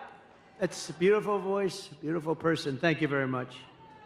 We will cut energy and electricity prices in half within 12 months. So, again, your energy costs for your home, your car, your air conditioning, your heating, all of it, all is going to be cut by 50% within 1 year. Because that's what drove up the price of everything. And we will also quickly double our electricity capacity. We're going to have, the AI, artificial intelligence. People don't know. It's a big deal. And I don't know, good or bad. Who the hell knows? I think it's got some drawbacks. If you want to know the truth, there's some big drawbacks to it, but that's going to be the hot thing. That's going to be really the hot thing. And In order to do it and compete with China, they're already building massive electric plants. We will need double the electricity produced in our country right now in order to do it. And we'll have that. If I get it, we're going to have electricity, the likes of which we're going to build plants. We're going to build them next to the factories, and we're going to get very quick environmental impact statements approved immediately. It's not going to take 14 years to get them approved. You know, we had a big refinery, like it was $16 billion, one of the biggest in the world in Louisiana, and a very big, beautiful. It took them 14 years, and they were rejected on the environmental impact statement because there was one line, and they made for that one line. The thing was like 28,000 pages long. 28,000 pages. They covered every fish ever developed. There was never a fish that wasn't discussed in this statement. But they had one half of a sentence that was not good. They made them do it all over again. Anyway, they're in there for 14 years. I come into office and they complained, and it was a foreign country actually putting like $14 billion into our country. And I said, how long have they been working on it? Like 12 or 13 years. I said 12 or 13 years, and now they're getting fed up. I think they're going to leave, sir. I approved it in one day. It was done. And it's built. It's built. It's built and operating. It's built and operating, and then we got another one approved quickly, because that's good. That's not bad. That's good. And it's really incredible. I've never seen a building so big. That's like 3 Empire State Buildings laying on its side. It's got more pipes in it than anything. I said, what the hell is it? All pipes. I don't care. All I know is it's producing like crazy, and everybody's happy. I got it done immediately. With the lowest energy prices on Earth, we will attract energy-hungry industries from all over the planet and millions of blue-collar jobs. And the reason we can do that is because, again, we have more liquid gold under our feet than anybody else. Otherwise, nobody else could do this but us. We're in position to do it. Instead, we're going all electric, and we don't have that. Although we do have some, and it's usually controlled by the environmentalists. We're going to uncontrol it pretty quick. It's called rare earth. We have some great rare earth science areas, but we're not allowed to touch it. Because if we touch it, the world will come to an end, they say. If we dig a little bit like China does and like other countries, we have some great rare earth. You know what rare earth is? To make different things, including chips and batteries and things. We have some incredible sites, but they're all taken totally off the market because some guy sitting there with very thick glasses looks at it and says, that's an environmental site. And now we can't develop trillions of dollars worth of value, so we're going to be unfreezing a lot of stuff that's been sitting there for millions of years. And it'll be there long after we're gone. We will set up special zones on federal land with ultra-low taxes and regulations for American producers, and entice the relocation of entire industries from other countries into ours. So think of it. We have low energy, we have low regulation, and we have low taxes. Nobody can do that but us, but we have to do it, and we'll do it quickly. I have pledged to remove the 10 old, and think of this, 10 old and burdensome regulations for every new regulation. So if we put a new regulation in the book, which is not going to happen often, we have to reduce 10. And nobody cut regulations as much. Nobody cut regulations as much as I did, as you remember. Nobody cut them even close to what I did in the first term. 4 years. In 4 years, I cut regulations more than any other president in the history of our country by far. And that's why you had the best job numbers in the history of our country. You had them because companies were building, they were building so much they didn't even need what they were building, all right? That was a problem too. But they were building like they'd never built before. We had the best job numbers ever. African American, Hispanic American, women, men, people with no high school degree, people with degrees from the highest, best colleges in the world. And speaking of great colleges and smart people, how good did J.D. Vance do the other night?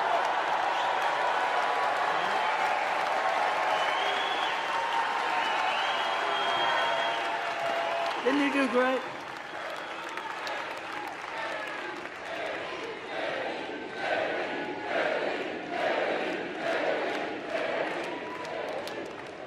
I drafted the best athlete. You know, Vince Lombardi, you say, go for the best athlete. But I had 12 people that would have been fantastic. But JD did a fantastic job at the debate. And his competition that night,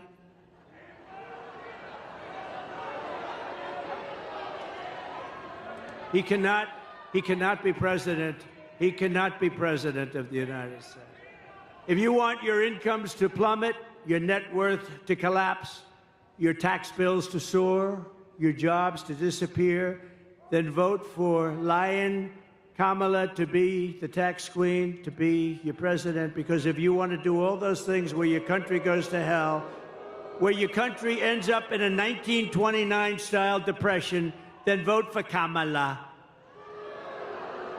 But if you want Washington bureaucrats to keep their greedy hands off your money, and by the way, we're moving the Department of Education, we're moving, your state is going to control your children's education. We're moving it out of Washington. Immediately.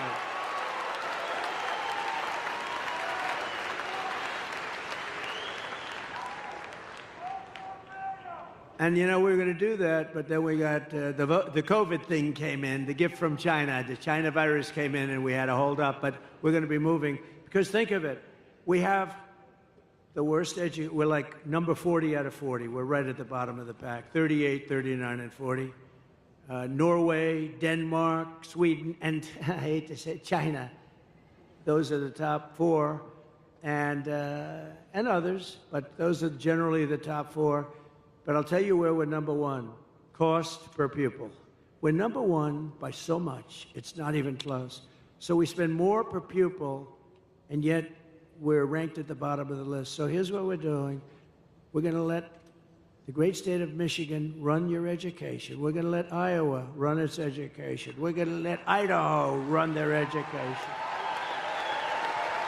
We're going to let Florida run their, lots of great. Now, the way I look at it, many of those states, I would say 35 or close to 40, will have education the equivalent of Norway, of Denmark, of countries that do very well. You're going to have then the laggards, too. You're going to have some support that. Like, let's say, he had Newscomb.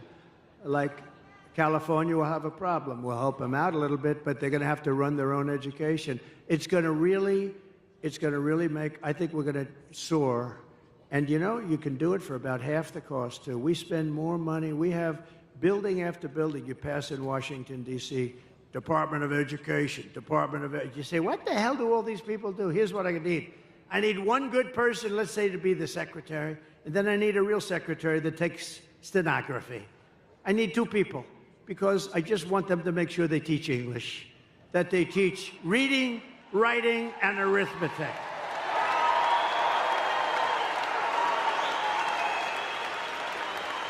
And we're going to do that very fast. We're going to do that very fast, and it's going to be great. But to do that, you have to vote for Trump, and you have to do it fast. You have to do it very quickly. And, you know, while I'm on the subject of smart people, I want to thank Elon Musk. He endorsed me, but more importantly, he endorsed me strongly. He said, you better vote for Trump if you want to save your country. And he's a smart cookie, but he did something else. I was in Georgia the other day, and after the floods, and they were having tremendous problems, in particular in North Carolina. You can't even get in. They were wiped out. They had no communication whatsoever. And they said, do you know somebody named Elon Musk? I said, I happen to know him. He just endorsed me. They said, is there any way he does a product, Starlink? Did anyone ever hear of Starlink? And it's another one of his genius products. It is genius, too, actually. And they said, is there any way? Because North Carolina, in particular, has absolutely no communication. We can't communicate. You can't get there. You just can't talk. And many people are missing. You know, it's really bad. It's really, really bad. Many people are missing, and our federal government is doing so badly. So I said, Elon, can you do us a favor? Can you take care of it? He had, within 45 minutes, planes and helicopters loaded up with this equipment, and they were having perfect communication within less than 24 hours. It was unbelievable.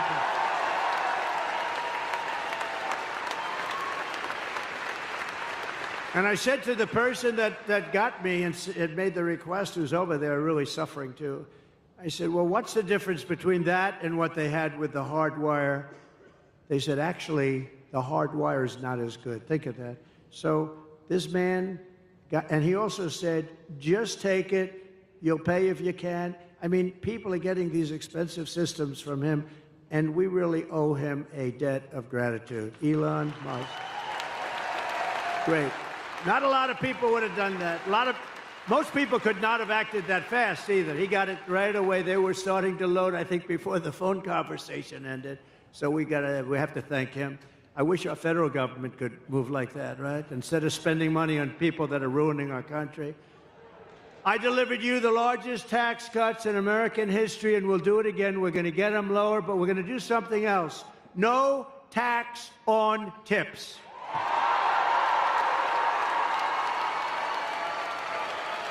No tax on overtime.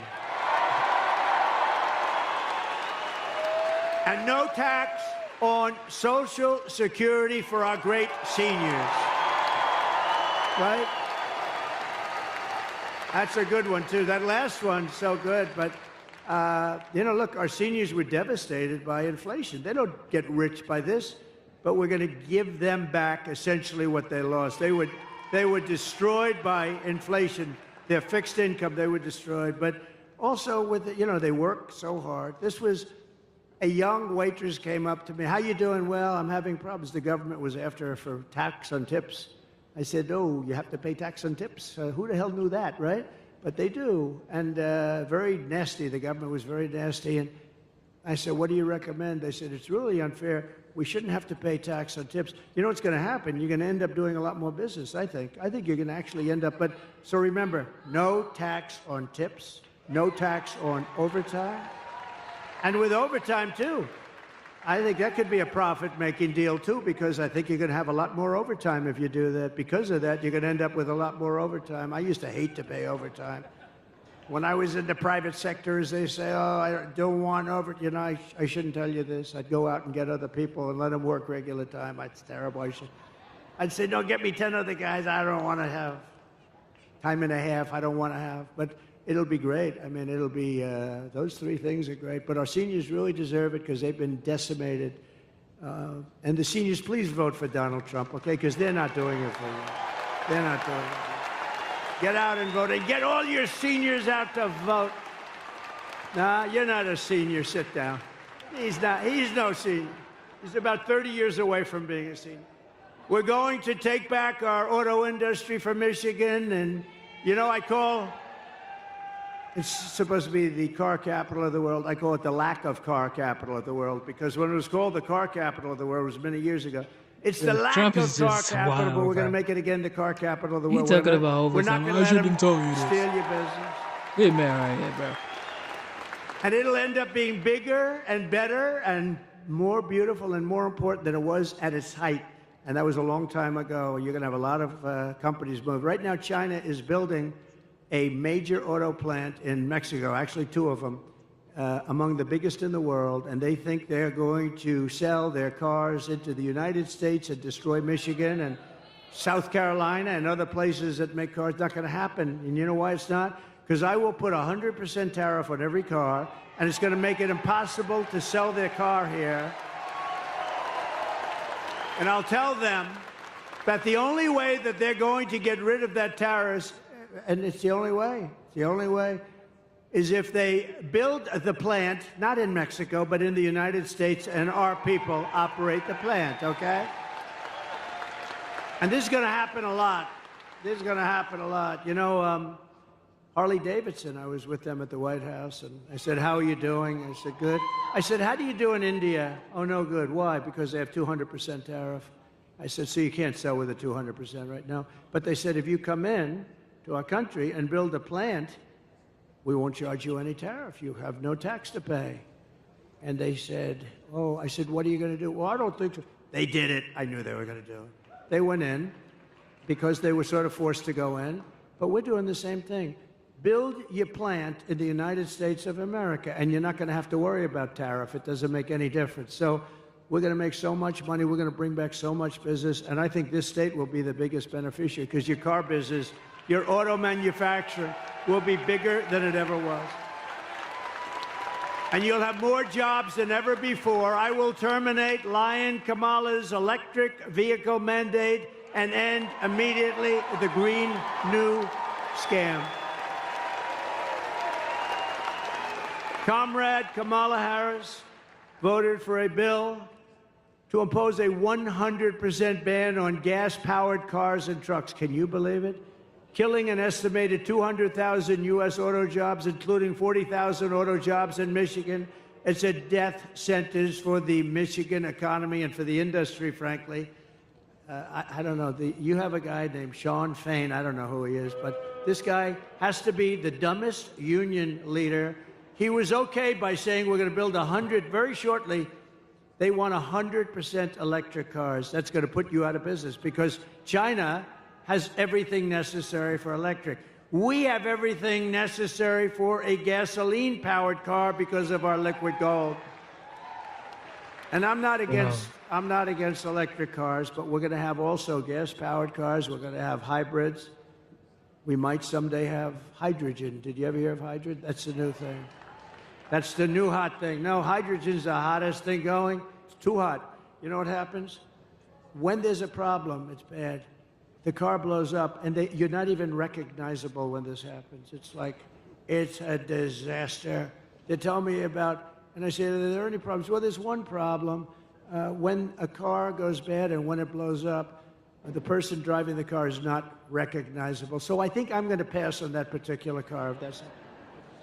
They said, oh, well, we'll figure it out. I said, you better do a lot of figuring because this does not sound good. It's not off to a good start. While I'm president, no state in America will be permitted to ban gas-powered cars or trucks, and I guarantee it. No way. No way. You're going to make them right here. You're going to make them here. Over the past 4 years, Kamala Harris has unleashed nothing but chaos and suffering for American labor. With historic inflation, she's made life excruciating for the blue-collar workers who make this country run, and now our entire nation is paying the price. You see what's going on, right? If I was president, the longshoremen strike affecting the entire East Coast and indeed the entire nation would never have happened in the first place. And just so you understand, they were hurt very badly by inflation. They were hurt very, there's two sides to every story. The issue should have been settled by Harris and Biden. They don't even know what's happening. I don't even think they know what's happening. I doubt, Joe, what do you think of the longshoremen strike? What? It's affecting trade. It's affecting half of the country, Joe. Maybe all of the country. I don't know about it. And she won't ask about it. That's why she won't have a news conference. I did one the other day in Wisconsin. It lasted like for 2 hours. They asked me so many questions, the press was exhausted by the time. They were exhausted. I love seeing that. They're just exhausted. They're looking, gotcha. I got you. If you don't read a big story, that means they didn't get you. They want to get you so badly. They're sick. Look at all of them back there.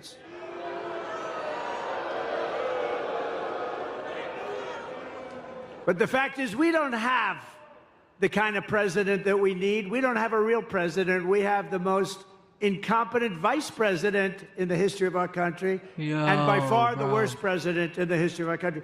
Jimmy Carter, a very nice man. Jimmy Carter is the happiest man. He just celebrated his 100th birthday. He's the happiest man in the history. Yeah, just celebrated 100 years. Just celebrated. His wife passed away, Rosalind, not too long ago. My wife, the great First Lady, went. And Jimmy was pretty old then. He's a little older now. I tell you, he's so happy because his administration was considered brilliant compared to what we have now. Jimmy Carter was a brilliant president compared to Joe Biden and Kamala. Under my leadership, America's workers won't have to go on strike for better wages or a better life because they will once again have a champion for them in the Oval Office. I'll be their champion. Believe me, I will be their champion.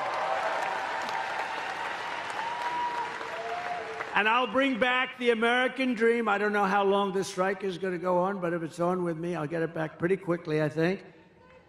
For the longshoremen and all of the other people that have been hurt so badly by inflation. They've been really hurt badly by inflation. No matter what they make. I mean, you probably have inflation, real numbers, 50, 60, 70%. Some things went up 100%, 125%. Look at interest rates, though. Seriously. Take a look at interest rates. You want to buy a home. I had 2%. Now it's much more than 10%. Somebody said it's 10%, but you can't get the money. I said, that means it's higher than 10%. That's what that means. The Trump Republican Party is the party of the American worker, and it's also the party of common sense. And it always will be. My pro-worker policies are one of the major reasons why I've been overwhelmingly endorsed by the rank-and-file membership, first time it's ever happened, of the Teamsters, including 62% of the Teamster members in Michigan. Are any of them in this room? Who?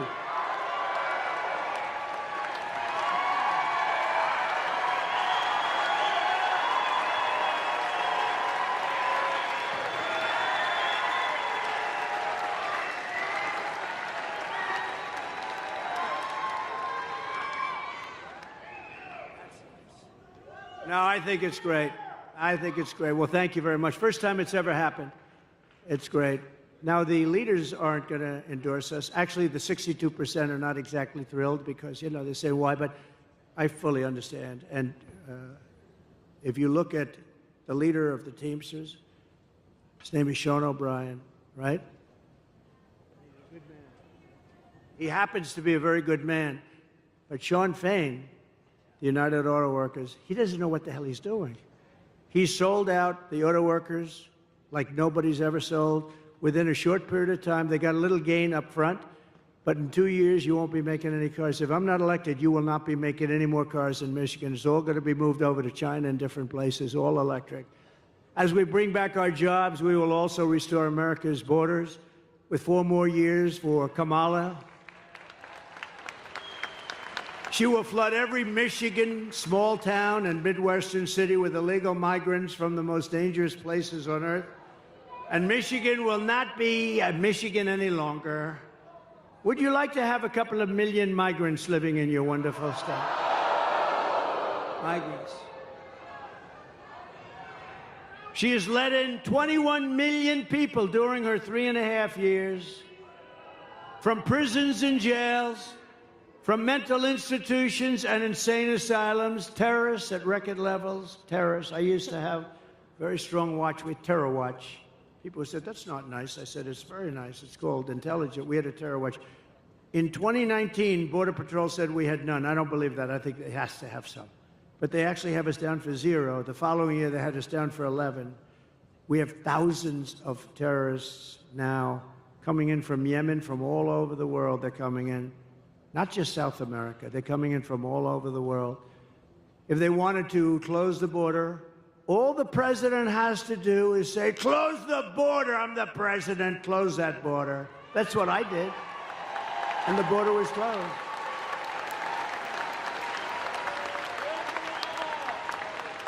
She keeps talking about, we want him to sign a bill. The bill they wanted me to sign was the worst bill you ever seen. 2 million people in. Everybody gets you're automatically a citizen of our country. The worst bill you've ever seen. And it would have done nothing. It would have hurt. But they use that as a ruse. No, they don't have to use that. All they have to do is say, close the border. They don't need a bill. I didn't have a bill.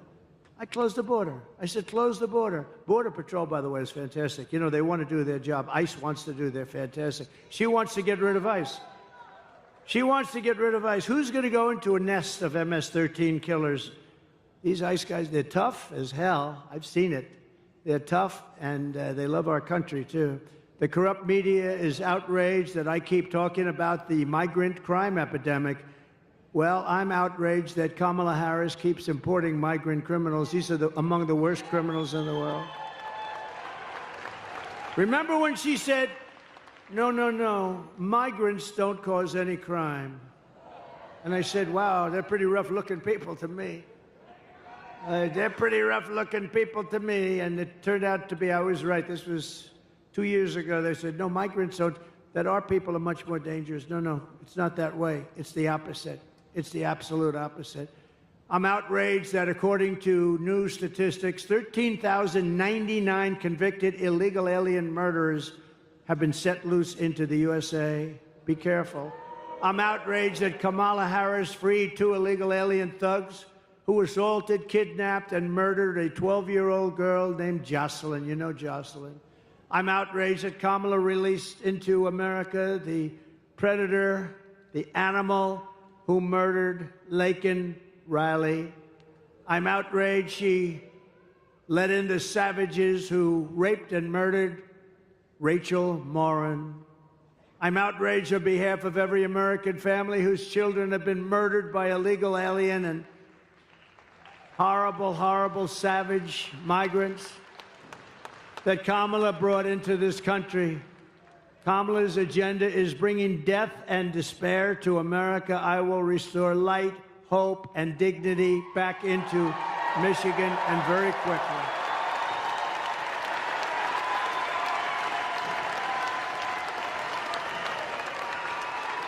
Thank you. I will make America safe again. We will be safe again. On day one of my administration, the invasion of illegal migrants, terrorists, drug dealers, and murderers ends, and on that same day, the largest deportation in our history begins. We have no choice. We have no choice. We have no choice. The record was Dwight Eisenhower, who was a moderate president, but he hated to see people pouring into our country illegally, and he has the largest record. It's very strange when you think about it, but Dwight Eisenhower, very, very strongly about borders, because you don't have borders if you don't do this. If you want to see how sick and distorted Kamala Harris's priorities are, just consider FEMA, F-E-M-A. You know what that is, right? The Federal Emergency Management Agency. And you read about now all the time because there's nobody that's handled a hurricane or storm worse than what they're doing right now. Kamala spent all her FEMA money, billions of dollars, on housing for illegal migrants, many of whom should not be in our country, including $1 billion for gift cards for illegal aliens and putting them up in luxury hotels with a gift card to welcome them to America as our veterans are sleeping on the sidewalks below those hotels and they're being walked into luxury hotels. Now we have a horrific disaster in North Carolina, Georgia, South Carolina, Alabama, Tennessee, Florida, and Virginia. That's how big this hurricane was. And the Harris-Biden administration says they don't have any money. They've spent it all on, they spent all of their money. They have almost no money because they spent it all on illegal migrants. How would you like to be a veteran and you've been sleeping opposite the entrance to a luxury hotel and illegal migrants come in and they're going up and occupying the hotel? That's what's happening. They stole the FEMA money just like they stole it from a bank so they could give it to their illegal immigrants that they want to have vote for them this season. You know, they're trying to get them on the voters' roll. We cannot let that happen. This is the worst response in the history of hurricanes. A certain president, I will not name him, destroyed his reputation with Katrina. And this is doing even worse. She's doing worse than he did. Vote for Trump, and we will take care of the American people first. We'll take care of everything.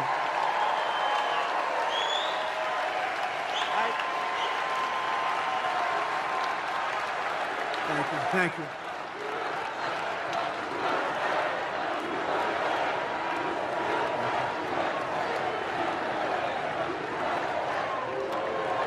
Thank you very much. Now we're going to take care of our country. On top of it all, we just learned that Kamala skipped out on all of her briefings to prepare for hurricanes. She never took a briefing. She wouldn't understand. I don't think she would understand if she did. It did. Thank you for tuning into the live show. You know what time it is. Double tap your screen, subscribe to the channel. Well, I was affected by Hurricane Helene and I had to take my family out because there was no warm water. I got a 4-year-old daughter, so I had to drive 2 hours away from my city to another city where we got an Airbnb. We've been at an Airbnb for 7 days now. And I just heard that FEMA, well, Kamala Harris said FEMA is giving out $750. And I was thinking to myself, well, thank you. Because some people are saying, well, what is $750 going to do? My approach is thank you, because I wasn't even expecting anything, to be honest. But I haven't received anything. If eventually I do, I'll let you guys know. But double tap your screen, subscribe to the channel. Some people are saying 750 ain't gonna do nothing. My approach is I am thankful. Did think of this. For years, I took the briefings. I mean, I was hoping it wouldn't happen, but you take briefings, you have to be prepared. She's totally unprepared, and he's unprepared. They're both unprepared mentally, but at least they could give it a shot. But Kamala could not be bothered by doing briefings, and now we're paying a big price. They have no idea what the hell they're doing. We had the best 4 years with hurricanes. We took care of people, and I was on the phone. I was screaming at people. They hate my guts to this day. They write books about me. I'm the worst human being they've ever, but they got the job done, and they weren't even that good.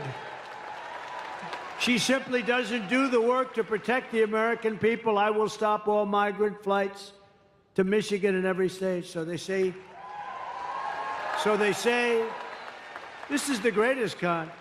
They say, no, because she was getting killed in the polls, they say what happened, and this was even him before her, but they did a couple of little things, little tricks, it's just tricks, same number. And they said, we've got better numbers now on the border, which is true, a little bit better.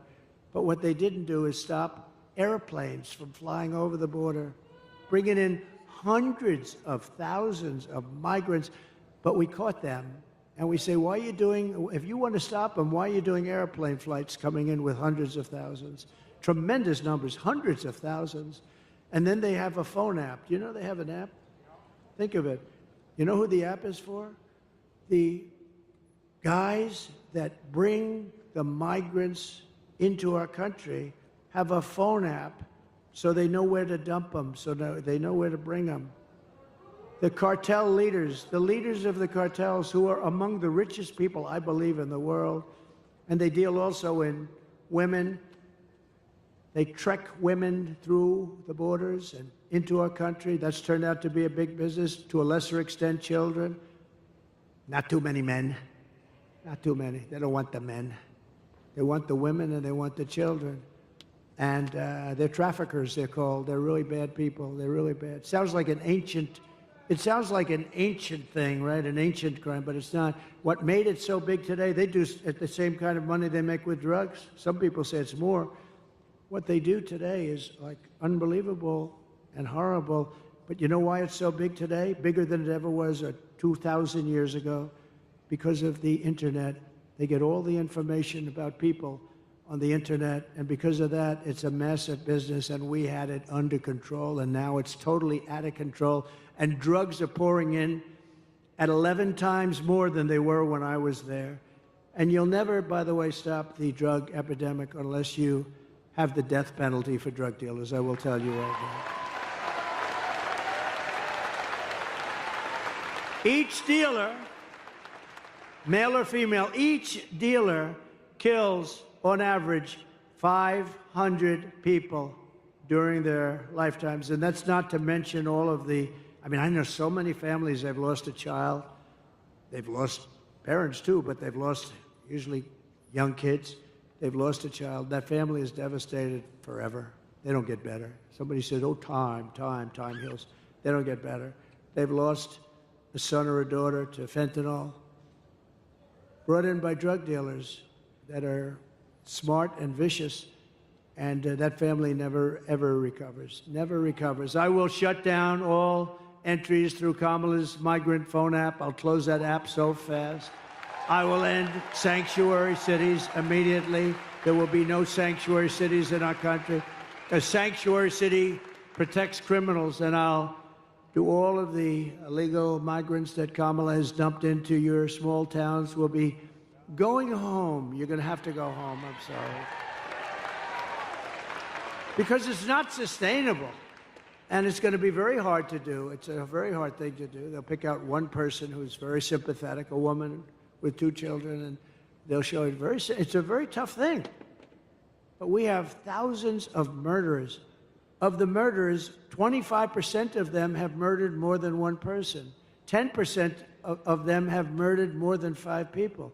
These people are roaming our country. They could go into a restaurant, they can do whatever they want, and they will kill you because they are wired that way. They were wired that way. We're going to get them the hell out of our country. But for all of that to happen, you have to vote for Trump. You also need to vote for a great gentleman who is going to be of tremendous help to me. He's one of the most respected people in Washington, as you know, and he's running for a thing called the United States Senate. And he's from your beautiful state, but he's tough, he's smart, he's so respected. And I had a lot of choices because my endorsement means a lot. Whoever the hell I endorse does good. And, you know, I looked at some very good people, and they were very good people, but I know him, and this is a man who's about as smart and tough as you can be. All of the things I told you about with jobs and getting illegal migrants out, all these things are very tough things. He will be an unbelievable advocate, and he'll be a great advocate for Michigan. So I want to bring up Mike Rogers, please, wherever Mike is. Come on up, Mike. Got to vote for him.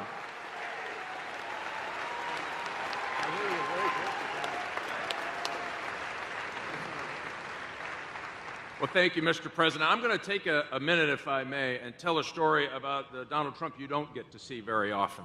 He's been flying all over the country. He's been doing his thing. He comes to Grand Rapids. He invites me to come with him over to Macomb County. I get on the airplane, and my phone starts blowing up, and I look down, and there was another really important, maybe even more important than the presidential election. My niece was running for student treasurer in middle school, and she was so nervous the day before. She happens to be a huge Donald Trump fan. The phone goes off, and I said, Mr. President, you're not going to believe it. We had our first great news today. My niece won for student treasurer. And yeah. So the president is, you know, he's got a lot going on. He's the Energizer Bunny. He's got 3 phones coming out of his ear. He's signing stuff. It's unbelievable to watch him work. And I said, hey, would you mind just signing this little card, just say congratulations, Ileana? This would be great. And he said, no, I'm not going to do that. Why don't you come over here and I'll make a video. So, yeah, you bet. So we make a video, and I'm going to tell you this, Mr. President, I can pretty much guarantee this is going to happen. You are killing it in the middle schools across the United States of America.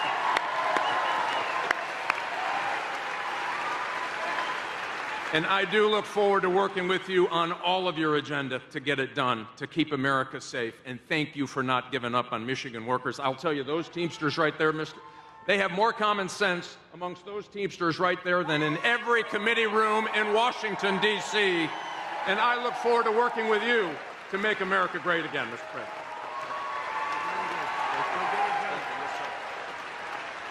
Great, Mike. Oh, you got to get out and vote for Mike. Very important. He'll be the best senator you've had. He will do things that nobody else could do. We're also pleased to be joined by a warrior, a friend of mine, and a congressman who fought for me, and he will always fight for me. He's going to fight for you, basically. Jack Bergman. Jack, thank you. Jack, looking good, Jack. Thank you very much. Thanks, Jack. Good job. Really a warrior. A candidate for Congress who's doing very well. I just looked at some poll. Paul Young. Where's Paul Young? Hi, Paul. That's good. Oh, they liked him. Good. Good luck, Paul. And Michigan GOP Chairman, Ambassador Pete Hoekstra, who's been a friend of mine for a long time. I went to Pete. You know, he's a very successful politician, congressman. And then he retired and did other things. He did a great job. Then he became ambassador. He was a great ambassador. I called him. I said, you got to take over the party. I want you. And it wasn't that easy to get him. And he's done a hell of a job. I want to tell you. Thanks, Pete. And are we going to win? We got to win. Yeah, good. Thanks, Pete. Good job. I hear unbelievable job. So Lion Kamala is the worst vice president, according to many, in the history of our country. And here are the facts. She wants to open borders, totally open borders, keep them open. If she gets in, you'll have 200 million people in here along with you, not 21 million that they let in already. She will deliver even more catastrophic inflation. She was an original creator of defund the police. Defund the police. Anybody that wants to defund the police is not qualified to be the President of the United States. No, because it shows you're a radical left lunatic. I mean, when you want to defund the police, it shows you're, what are you going to do? We're not going to have police. Oh, let's not have police. I'm being robbed. They want to send a social worker over to talk to the people that are robbing. These people are crazy. Kamala Harris vowed to abolish ICE. She supports free health care for illegal aliens. She wants mass amnesty and citizenship for all aliens. And she wants them for illegal or legal. I said, what's, you want them for, yes, we're on for. She's crazy. She says she must not utter the words. Nobody is allowed to utter the words illegal alien or radical Islamic terrorist. She lost more than, to me, the worst thing.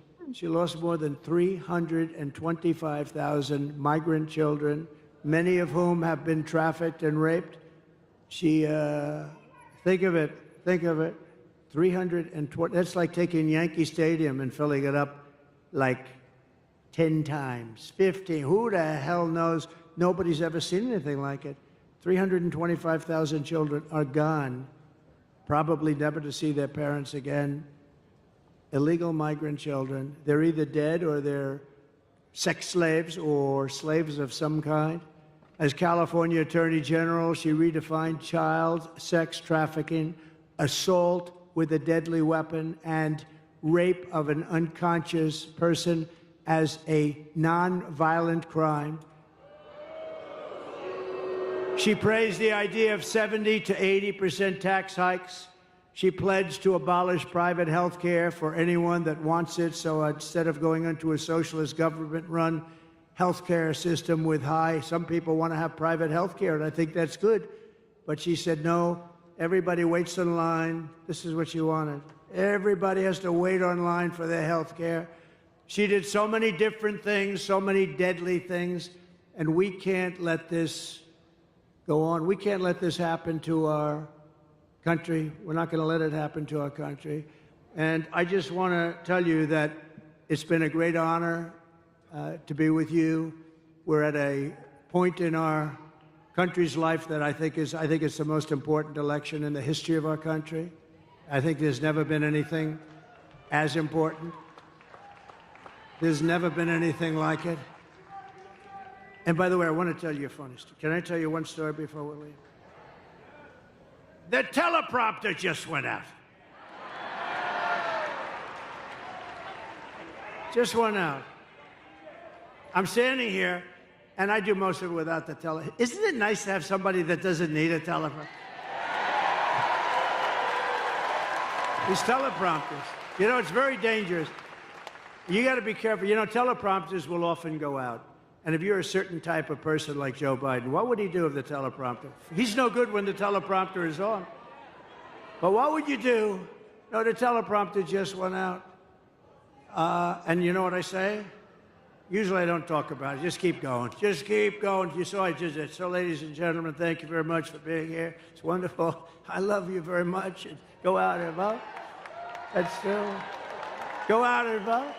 And I would say, together we will deliver low taxes, low regulations, low energy costs. We're going to have low interest rates. It just went on, by the way.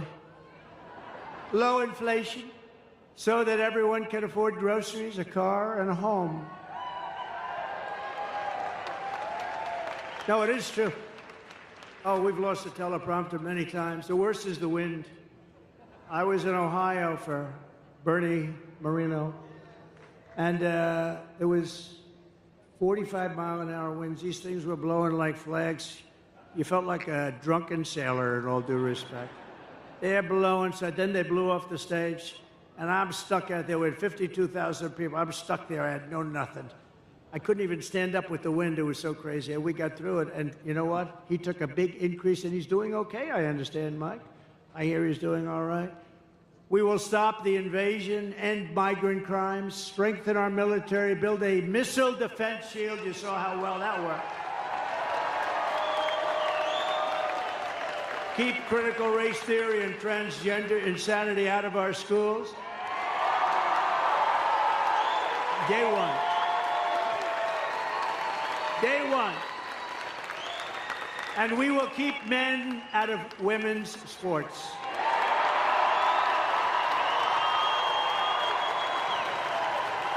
So crazy. No, so crazy.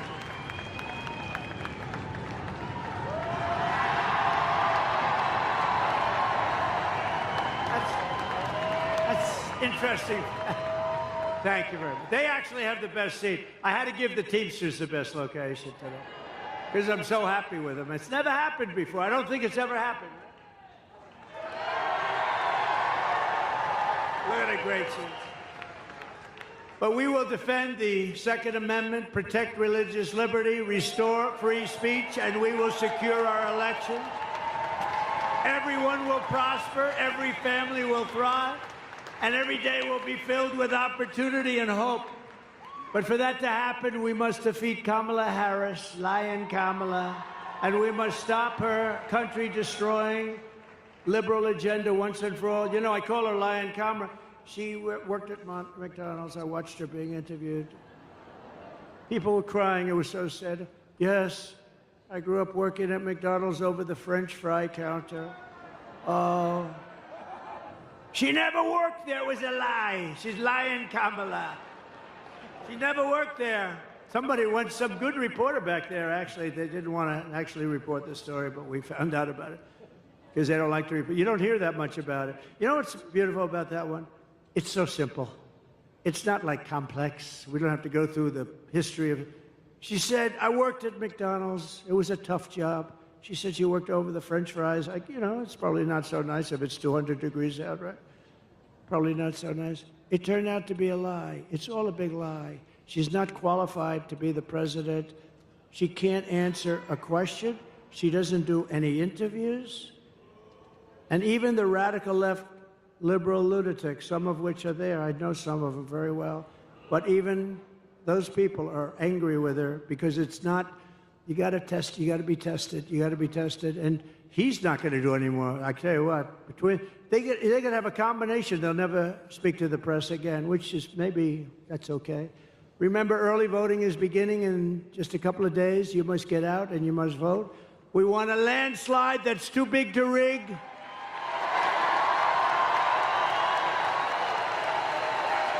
On November 5th, we will save our economy. We will rescue our middle class. We will reclaim our sovereignty. We're going to reclaim our sovereignty. And we're going to restore our borders once and for all. We will put, always, we will put America first.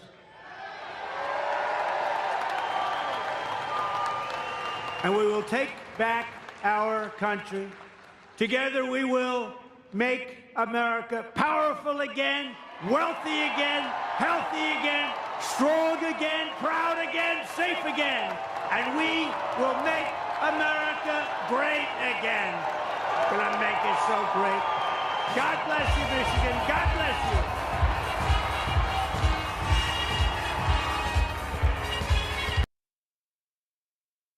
Thank you for tuning in one more time. You know what time it is. Double tap your screen, subscribe to the channel. You've heard from the OG, the 45th. Some people say he might be the 47th. You know what time it is. You know what time it is. You know what time it is. Double tap your screen, subscribe to the channel. You've heard from the 45th, like I said. What do you think? What do you think? Do you think this man he's gonna win the election again like he did in 2016, or do you think he might not? You know what I mean? According to people are saying, "Yo, we want him to win." But let me know, man. Let me know. Also, all right. So we know Senator J.D. Vance was actually in Virginia today after the flooding caused by Hurricane Helene. Uh, what did he had to say? Let's see.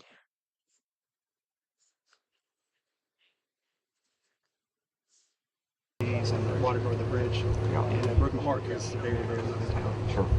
The center here, right lined up here, is a bunch of the people.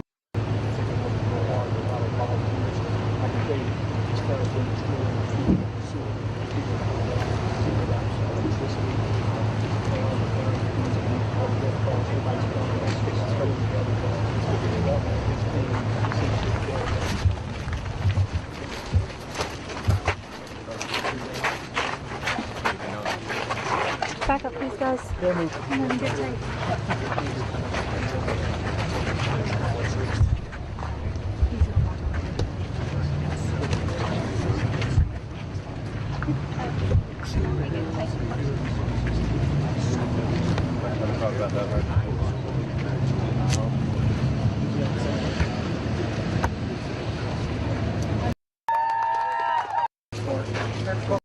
There we go. God bless it. Good to meet some fellow hillbillies, ma'am. God bless you. Grew up a lot like you. Thank you, I sir. made it to be president of 3.6 billion. Well, And you're going to that's become the next fantastic. vice president. You did a great job. Knock on wood. I You did a appreciate it, great man. job. I appreciate I'm you. proud of everything. Yeah. God bless you, man. I'm rooting for you. Proud of you. Jason Sir. Berry, County Administrator. Okay. Thank you for Good being to here. meet you, Jason. Yeah. It's Yeah. been a big deal, but we're here. And we're the pastor of the church is right there. How you doing? How you doing, Thank man? you for your service and Well, I appreciate it. I need Thank you for it. coming. Yeah, it's good to be here. Hey, God bless you. Yeah, God bless you, Mike. Absolutely. I want to handshake. Yeah. Well, so tell me a little about, sir. I just want to say hello. God bless you. Thank you. So, Pastor, tell me a little bit about the church. So I heard about 200 folks worship regularly. Okay. And Lots of kids. it was up to the rafters of the church. Yeah, the JD, roof of the my pavilion. Okay. So where my office is, I measure 10 feet. In Which the is- back, 10 feet. I see. Wow. Yeah. And I drove out whenever the van moved and the trash can moved, and I knew how to get out, go back home, and I came back and watched from the bridge. Sure. Wow. Yeah, it was devastating. It was really hard to watch. Yeah, I'm sure it was hard to watch. So so you think you'll maybe have to tear it down, rebuild it? Okay. Neil is leading the construction and all that, and once we get a professional in here, look at the foundation and all that, we'll see if it's still standing good. Okay. But right now, we're just worried about the people. So we're about people. Yeah. And where is everybody? I mean, a lot of folks that worship with you. They're in town, outside of town, just, probably radius between Abingdon, Damascus, and Mountain City, the little Groom Ring. Okay. That way, roads are washed out too, so lots of kids. Yeah. Lots of kids. So right now, we're make sure we're providing water and food. Good for you also. Up where Where the roads are washed out. you can't pass it. Yeah, so there are people that you can't get to. Now there's back roads around Okay. and all that. So yeah. So And is that it's, how we're getting food and water up to those folks? Yeah. Just driving around. Just driving around. a long way. So it's an extra 45 minutes. Of course. Yeah. And the level of bridge washouts and road destruction is not just made it hard to get to people, but it's also made the reconnecting of electricity and getting everybody the supplies they need doubly hard. Yeah. We've brought ATVs in, and we had two students next door in Russell County who we thought were lost, couldn't get to them. And so ATV teams went out and went to their homes, so we were able to identify that they were okay. So you just got to get to people. Yeah. There's no cell phone service or anything. My wife and kids are in Salisbury. I'm originally from Salisbury. Okay. So they're staying with my parents. How far away is it? Well, we go in the 77 route. Okay. About 2 hours 45 minutes. Maybe longer. And once we get running water, then we're back. So what do y'all need the most right now? I mean, what is it? Is it just getting the pumps back running, getting the water back online? Yeah, Okay. water, electric, and honestly, funding. Yeah. Because it's a small town like this, It is the most loving town I've ever been a part of. Loving people, loving people. It's good to hear. And to see that flick, and then I walked back at the bridge and watched debris from houses and trees and water going the bridge. And it broke my heart because it's a very, very loving town. Sure. The center here, right lined up here, is a bunch of the people who've been cleaning this church out. These are the people that, from daylight to dark, have been. Really, for me to like go back and take my daughter back home, electricity is like the number one priority. If there's power, then we could figure out the rest of the situation. But if there's no power, you know what I mean? Cleaning this church and working hard as a team to help clean up.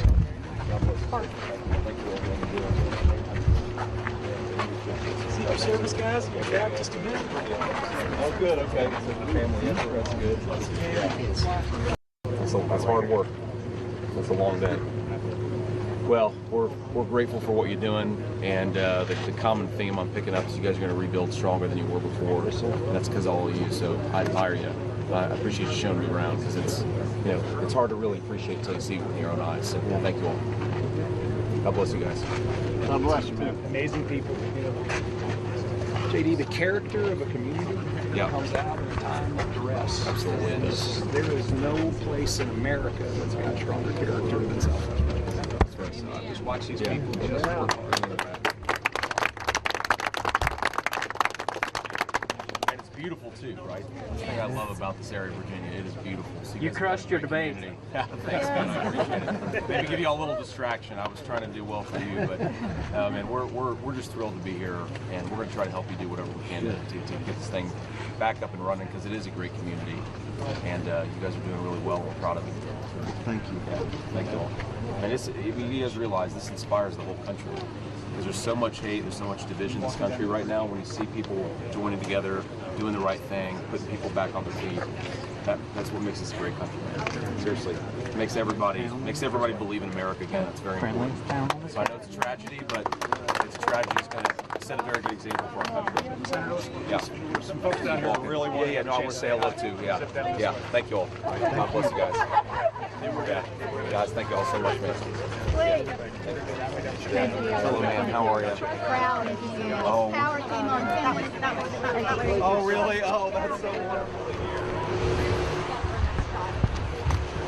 Roads to put power back on, to restock people's refrigerators. But most importantly, I heard an unbelievable number of stories of incredible human tragedy, but also human heroism that saved a lot of lives and made it so that this very, very significant tragedy wasn't a whole lot worse. I mean, even just a couple of minutes ago, I heard a story of a family that got out of a house because they took bed sheets, they used them to crawl out of a window, and then to go get into a boat where they were eventually rescued. I heard about a husband and wife where the husband was rescued, thought for 20 hours he had lost his wife, and then eventually she was found. It really is miraculous, but also a testament to the incredible human courage of the people of Damascus, that there wasn't any loss of life. But of course, there was a lot of loss of property and a lot of loss of other things too. And so we're going to help this community rebuild. I know that, we're of course in the middle of a political campaign. I think that one thing I've heard consistently from the governor is that FEMA has provided a lot of resources, and of course we're very grateful to that. But I also think that talking to people just on the ground today, but also talking to the governor, this is a community that has long been left behind by the leadership of this country. People who have been forgotten, people who have been ignored, people who have been judged despite the fact that they are the nicest people in the world. I gave the mayor a hug, and I was talking to somebody else along with the mayor, and she said, we're hillbillies and we're proud of it. And I think this community shows you why people are proud of Appalachian values. They're resilient, they're strong, they love their neighbors, and they're going to rebuild this community, I believe, better than what it was before. And that's because of their incredible resilience and the incredible grace of the community of Damascus. I'm proud to be here. I'm proud that I got my Damascus hat. And most importantly, I'm just rooting for the people of this region, not just here in Virginia, but of course all across the country, in North Carolina, in Tennessee, in Georgia, in Florida, who were affected by this terrible storm. I don't know if the governor wants to say something, and then we'll take some questions, but I'm so grateful to be here. I'm so grateful to be here with these great local leaders who have done a good job of providing some real leadership in the midst of a terrible tragedy. It could have been a lot worse in Damascus. It wasn't, because our leaders responded, and I'm most grateful for that. Thank you. Thank you. Further, I just want to thank the senator for coming. as he said, this is a part of America that's often forgotten about. And it's not forgotten today, and nobody here will ever forget that you came and told them that they matter. And that's what's most important. Listen, this storm was bigger and caused more damage than anybody possibly could have imagined when we were preparing. But I have to say, our first responders were absolutely heroic, rescuing people off of the roofs of hospitals and using swift water crews to rescue people out of houses that were being washed away, and everyday citizens doing the remarkable. And that's what this entire region is about. It's about people helping people. It's about the character of a community presenting itself. And as we rebuild, and we're going to rebuild with a lot of help from a lot of people, this will be a better community than it was, and it was a pretty darn good community to begin with. And so I want to thank everybody for coming today. We got a lot of work in front of us. We're through the stage where people's lives are at risk, but that doesn't mean we're not through the hard work. And so this is not a 24-hour or 48-hour ordeal. This is going to be months and years of hard work to put everything back together again. So I look forward to all of you coming back and giving us a chance to show what Damascus and what Southwest Virginia is all about, because it's going to be better than it is today. Amen. Great. Do you guys want to answer? Yeah, they might want to ask a few questions, then we'll go say hello to them. Yeah, maybe we'll just take a few questions, guys, for me or anybody else. Senator, will you support the call for Congress to go back into session and pass an emergency appropriations package for the communities affected by Hurricane? Yes, ma'am. Of course, we're going to support that. People, I think, need the help and certainly need the support. I think we have to make sure that, of course, the people who get the help the most actually need it. And, you know, of course, luckily here in Damascus, as the governor said, we're beyond the point where we're trying to rescue people. Luckily, we rescued everybody. Now we're trying to rebuild. There are, of course, still a lot of communities that are in that most critical phase, especially North Carolina, where they're trying to rescue people. That's, of course, I think where we should focus our nation's time and attention. And look, once we do that, we are absolutely going to do what we can to help this community and communities all across Appalachia rebuild. What the governor said about the first responders, I mean, this is hard work. These guys are glad to do it. They're thrilled to be able to support their communities. But when you talk to people in the midst of a tragedy like this, it is not easy to work long shifts dealing with the most unspeakable human tragedy. They're doing a great job of it, and we got to make sure they get the resources they need to rebuild. And like the governor said, make this community even better than it was before, and it was a hell of a great community before the storm. Senator, how do we make sure that communities like Damascus aren't forgotten after the initial wave of support from the federal government and media attention? You know, I think what I've learned in my brief time in public service is the only way that communities like Damascus aren't forgotten is if leadership actually does their job. And look, this is not going to be the last time that I come to Damascus. Hopefully the next time it'll be as vice president when this community is rebuilding. But the governor's not going to let people forget about this community.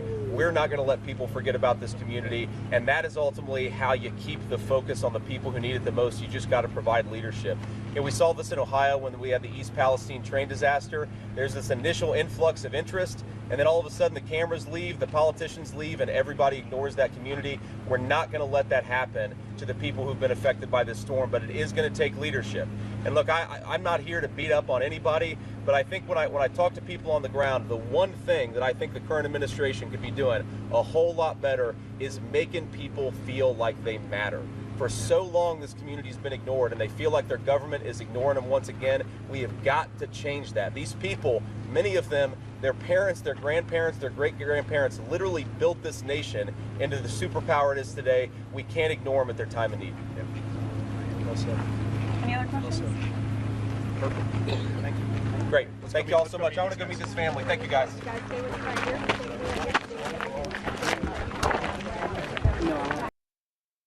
Shout out to everybody watching the live show. You know what time it is. Double tap your screen, subscribe to the channel. One thing for sure is JD is a very big help for the GOP party. JD has cemented his legacy, in my opinion, from the debate with Walls. He has proven that he is an asset to the GOP party. 100%. He's an asset. He's here to stay. He's not going anywhere. He is here to stay. He is well spoken, cool, calm, and collected. He speaks directly to the people, stays on topic. Is a real guy for sure. All right, so let's go listen to what Hannity's saying about Hurricane Helen. And welcome to Hannity. And tonight, I've got to prepare all of you to get very angry because what we're about to share with you will rightly make your blood boil. As most of you know, ports, by the way, along the East Coast were shut down this week because of a union leader's demands. We have the update on that, and including a reported 75% pay raise for dock workers. I think now the employers are up to 62%. Anyway, a lot of them make six figures. Kamala Harris supported this shutdown, which cost you, the American people, is costing us billions of dollars a day. They only kicked the can down the road. The strike is temporarily on hiatus. But this story can get much, much worse. As all of you know, much of Appalachia, the Gulf Coast of Florida, from the Gulf Coast of Florida, reeling from Hurricane Helene. This was the deadliest hurricane since Katrina. These regions desperately need supplies coming through those ports, which are now backed up. Last weekend, Joe was sitting without a care in the world on the beach in his little beach chair. Kamala Harris out hobnobbing with her rich Hollywood friends, both for the most part MIA in states that have been completely devastated. But here's the real problem. In North Carolina, in Georgia, in Tennessee, South Carolina, and in the state of Florida, they need immediate help, especially North Carolina and Georgia, from the Federal Emergency Management Agency, or what we call FEMA. It has now been a full week, and this is what we learned today. FEMA is out of money, and wait till you hear the reason why. Take a look. We are meeting the immediate needs with the money that we have. We are expecting another hurricane hitting. We do not have the funds. FEMA does not have the funds to make it through the season. Now, you got to remember, I interviewed Governor Kemp of Georgia. I interviewed Governor DeSantis, my state of Florida. And they had both pre-positioned utility trucks, supplies. Everybody knew that a massive Category 4 hurricane was on the way. Joe and Kamala, they prepared for absolutely nothing. At the very least, they should have. Wait, what? No funds? Man, if I hear no funds one more time, man, double tap your screen, subscribe to the channel, man. Least understood that they were going to run out of monies allocated for this storm. And where did all the money go? This is where your blood's really going to get hot. Until last week, it was a relatively calm hurricane system. And here's where this story gets infuriating and beyond disgraceful. The Biden-Harris administration, we now have learned, raided FEMA's piggy bank for other endeavors. They took over $1 billion of FEMA funds supposed to be available for national emergencies to help you, the American people, if, God forbid, there's an emergency as bad as this one. And they spent all of that money on their 11.5 million unvetted illegal immigrants from over 180 other countries, by the way, including countries with terror ties and our top geopolitical foes. And they use that money for free food, housing, health care, education, sex change surgeries, debit cards, four-star hotels for illegal immigrants, on top of the billions and billions they had already spent. Now, there just aren't enough funds, what, for the people in North Carolina, South Carolina, our friends in Tennessee, our friends in Georgia, our friends here in the state of Florida. In the week since Helene, only $4 million has been distributed to Americans devastated by the storm. Person after person calling into my radio show saying they haven't seen a single emergency worker, FEMA representative on the ground. Hundreds of Americans we know lost their lives. Hundreds are now unaccounted for and missing. People don't have homes. They don't have food. They don't have water. They don't have housing. Up until Donald Trump contacted Elon Musk, they didn't have any communications. They've been completely abandoned by your border czar, who prioritized her unvetted illegal immigrants over the American people and hasn't lifted a finger in over a week. And now we find out a week later they don't have any money? The little money that they have given out is described as a one-time grant that gives storm victims a lousy, $750? Can they open their eyes? Are they not aware of the devastation? We don't even know how many other people are in deep trouble because they can't get to them, and they haven't put the resources forward to get to them. You have illegal immigrants getting everything, including free sex change operations, courtesy of you, the taxpayer, while American citizens in North Carolina, Georgia, Florida, Tennessee, South Carolina lost everything, and they get nothing but the middle finger from Joe Biden and border czar Kamala Harris. Let me be clear. This is rightly Kamala's Katrina on steroids and human growth hormone. Meanwhile, the Biden-Harris administration, they've allocated close to $200 billion to Ukraine, $8 billion more just last week. How about we withhold that payment and give it to the people of North Carolina, Georgia that are devastated? This is an administration that has given nearly $3 billion to the Taliban, and they can't help our own citizens? The Taliban, the ones that have billions of dollars on our military equipment, and still there are Americans caught behind enemy lines. And so many of our allies, well, they were taken out of their homes because they left a list of their names on it, never to be seen or heard from again. $230 million to build a floating pier on a beach in Gaza. That's what Harris and Biden did for them, to rush food supplies to the Palestinians and Hamas. That pier was only operational for 20 days. Joe and Kamala sent another $211 million in humanitarian assistance that was sent to Haiti this year, $45 million to help tackle gang violence. The administration gives over $1 billion every year. Let's go through some of the countries. The list is longer. Ethiopia, Egypt, Yemen, Jordan, Somalia, Southern Sudan, and many other countries across the world. But, Katrina Kamala stays MIA, throws crumbs to the people in North Carolina, South Carolina, Georgia, Tennessee, Florida, especially in North Georgia, northern North Carolina. Oh, why? Is that because it's Republican areas? What a repulsive disgrace.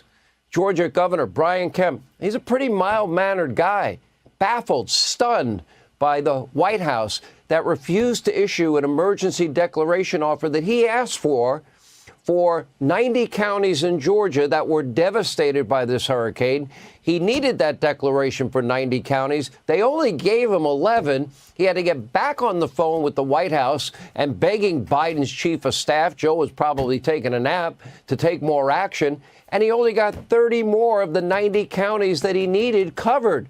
Again, the middle finger to Georgia, North Carolina, and everyone in between. Wow, pretty unbelievable. Take a look. When the first emergency declarations came down, there was only 11 counties in that. A lot of people were outraged, including me, because there was such devastation in up to 90 counties. So we called the White House. We spoke to the president's chief of staff, the FEMA administrator, and said, look, you're sending the signal that you're not paying attention to some of these rural communities. Just abandoning Georgia, North Carolina, and every state in between. Everybody knew this hurricane was coming. Governor Kemp did his job, pre-positioned utility trucks, supplies available for the people of Georgia. Governor DeSantis did the same thing. Everyone knew it would be a major Cat 3-4 storm. Where was the federal government?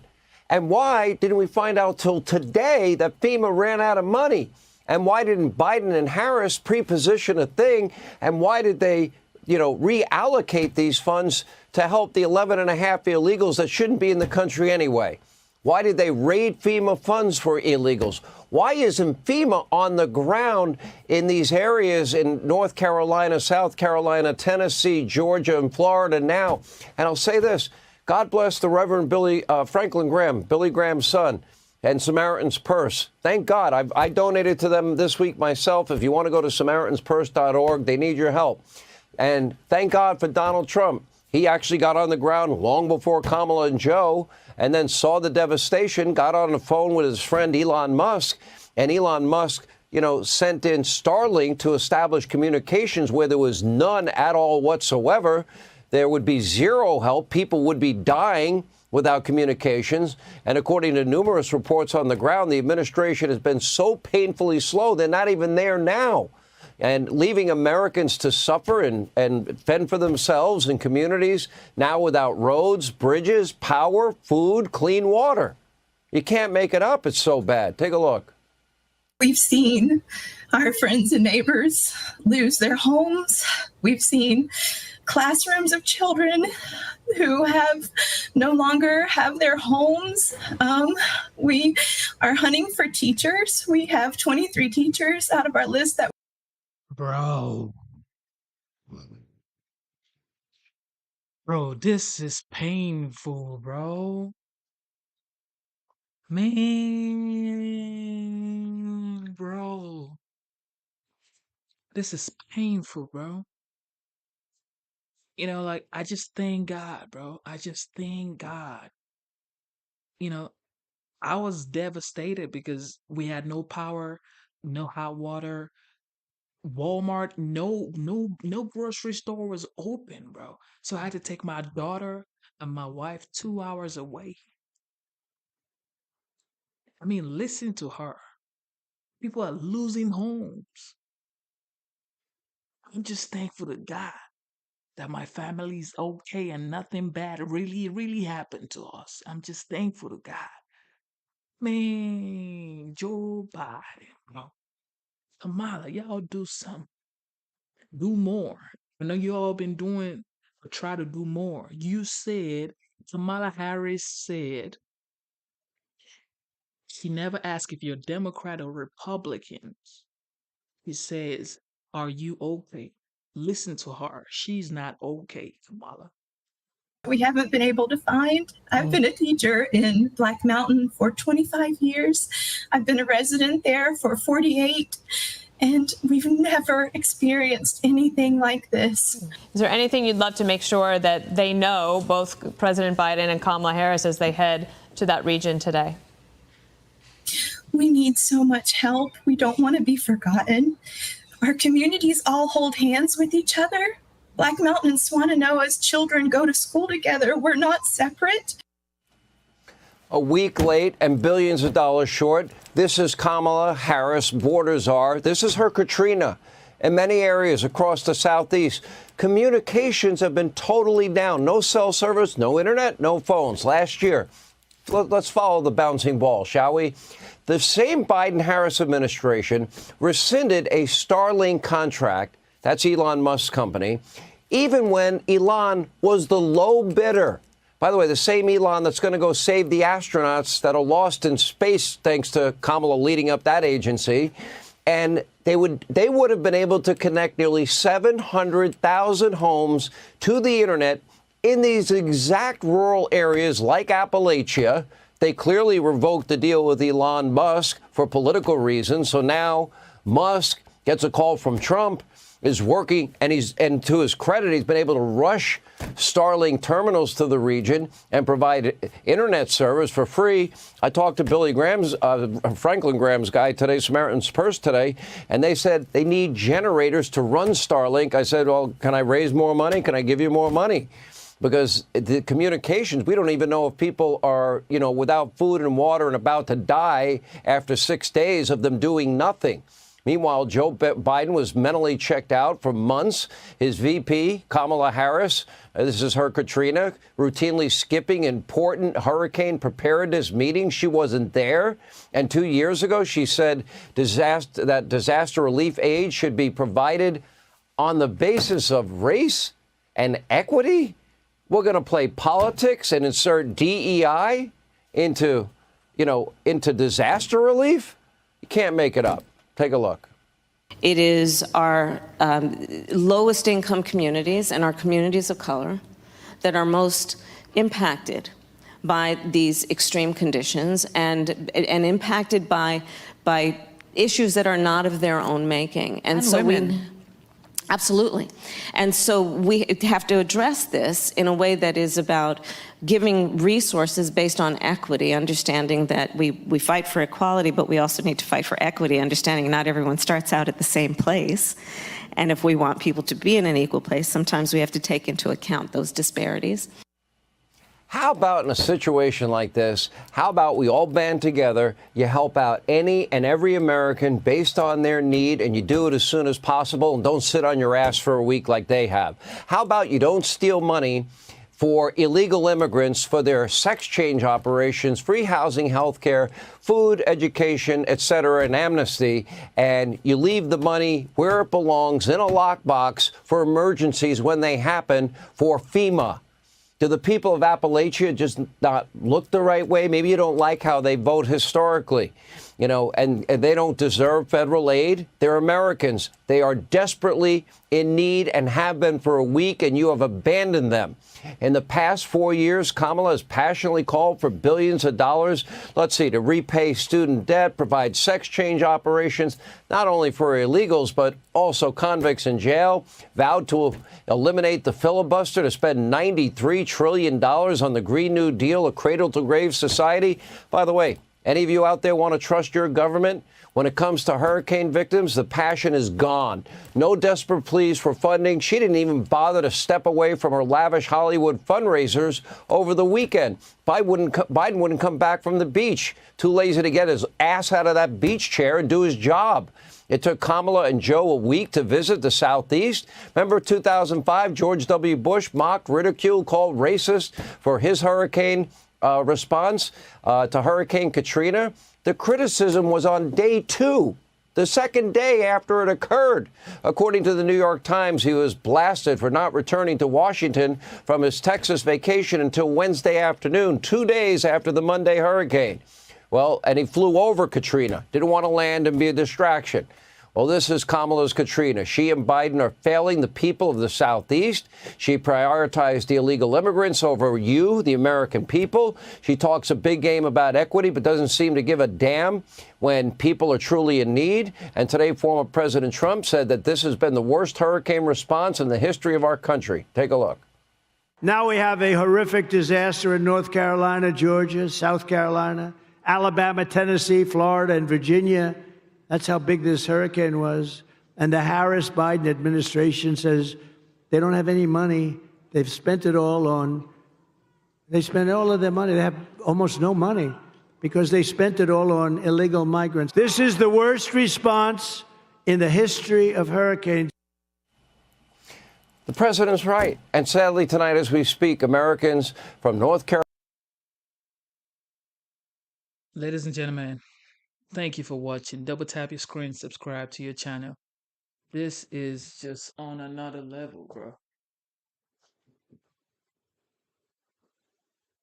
This is just on another level, bro. I just hope people get the help that they need and deserve. God is good. God is good. Regardless of what's going on, I just hope people are safe out there. That's all I can say. Well, thank you, Trace. Fox on top of the devastating impact from Helene and a port strike that is threatening to compound it all. And now a warning from the Homeland Security folks that FEMA doesn't have enough funds to deal with all of this. And we are on all of this. First to Georgia, where President Joe Biden is set to survey the damage and make some remarks this hour. Welcome, everybody. I'm Neil Cavuto. Let's go first to Lucas Tomlinson in Georgia, what we're likely to hear as the president visits some of the hardest hit states and towns from Helene. What do you have, my friend?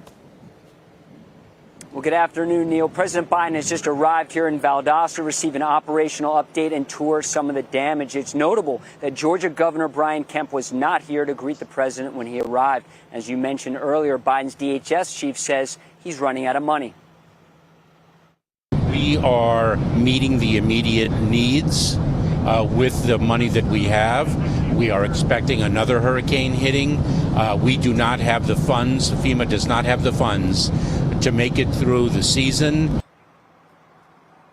Earlier today, President Biden arrived on Air Force One in Tallahassee, Florida, the state capital, where he was met by local officials, but not Governor Ron DeSantis, who was touring storm damage outside Sarasota. The death toll of Hurricane Helene is now over 200 and is now the second deadliest hurricane to strike the U.S. mainland in the last 55 years. And one day after touring the hard-hit areas of North Carolina, President Biden is touring the destruction in Florida. And, of course, here in Georgia, he has authorized 1,000 active duty service members to join the relief efforts. Nearby nearby Moody Air Force Base, where Biden just touched down, already has 700 airmen helping their community. Moody, home to the elite search and rescue pararescuemen, also A-10 attack jets who are in the Middle East right now.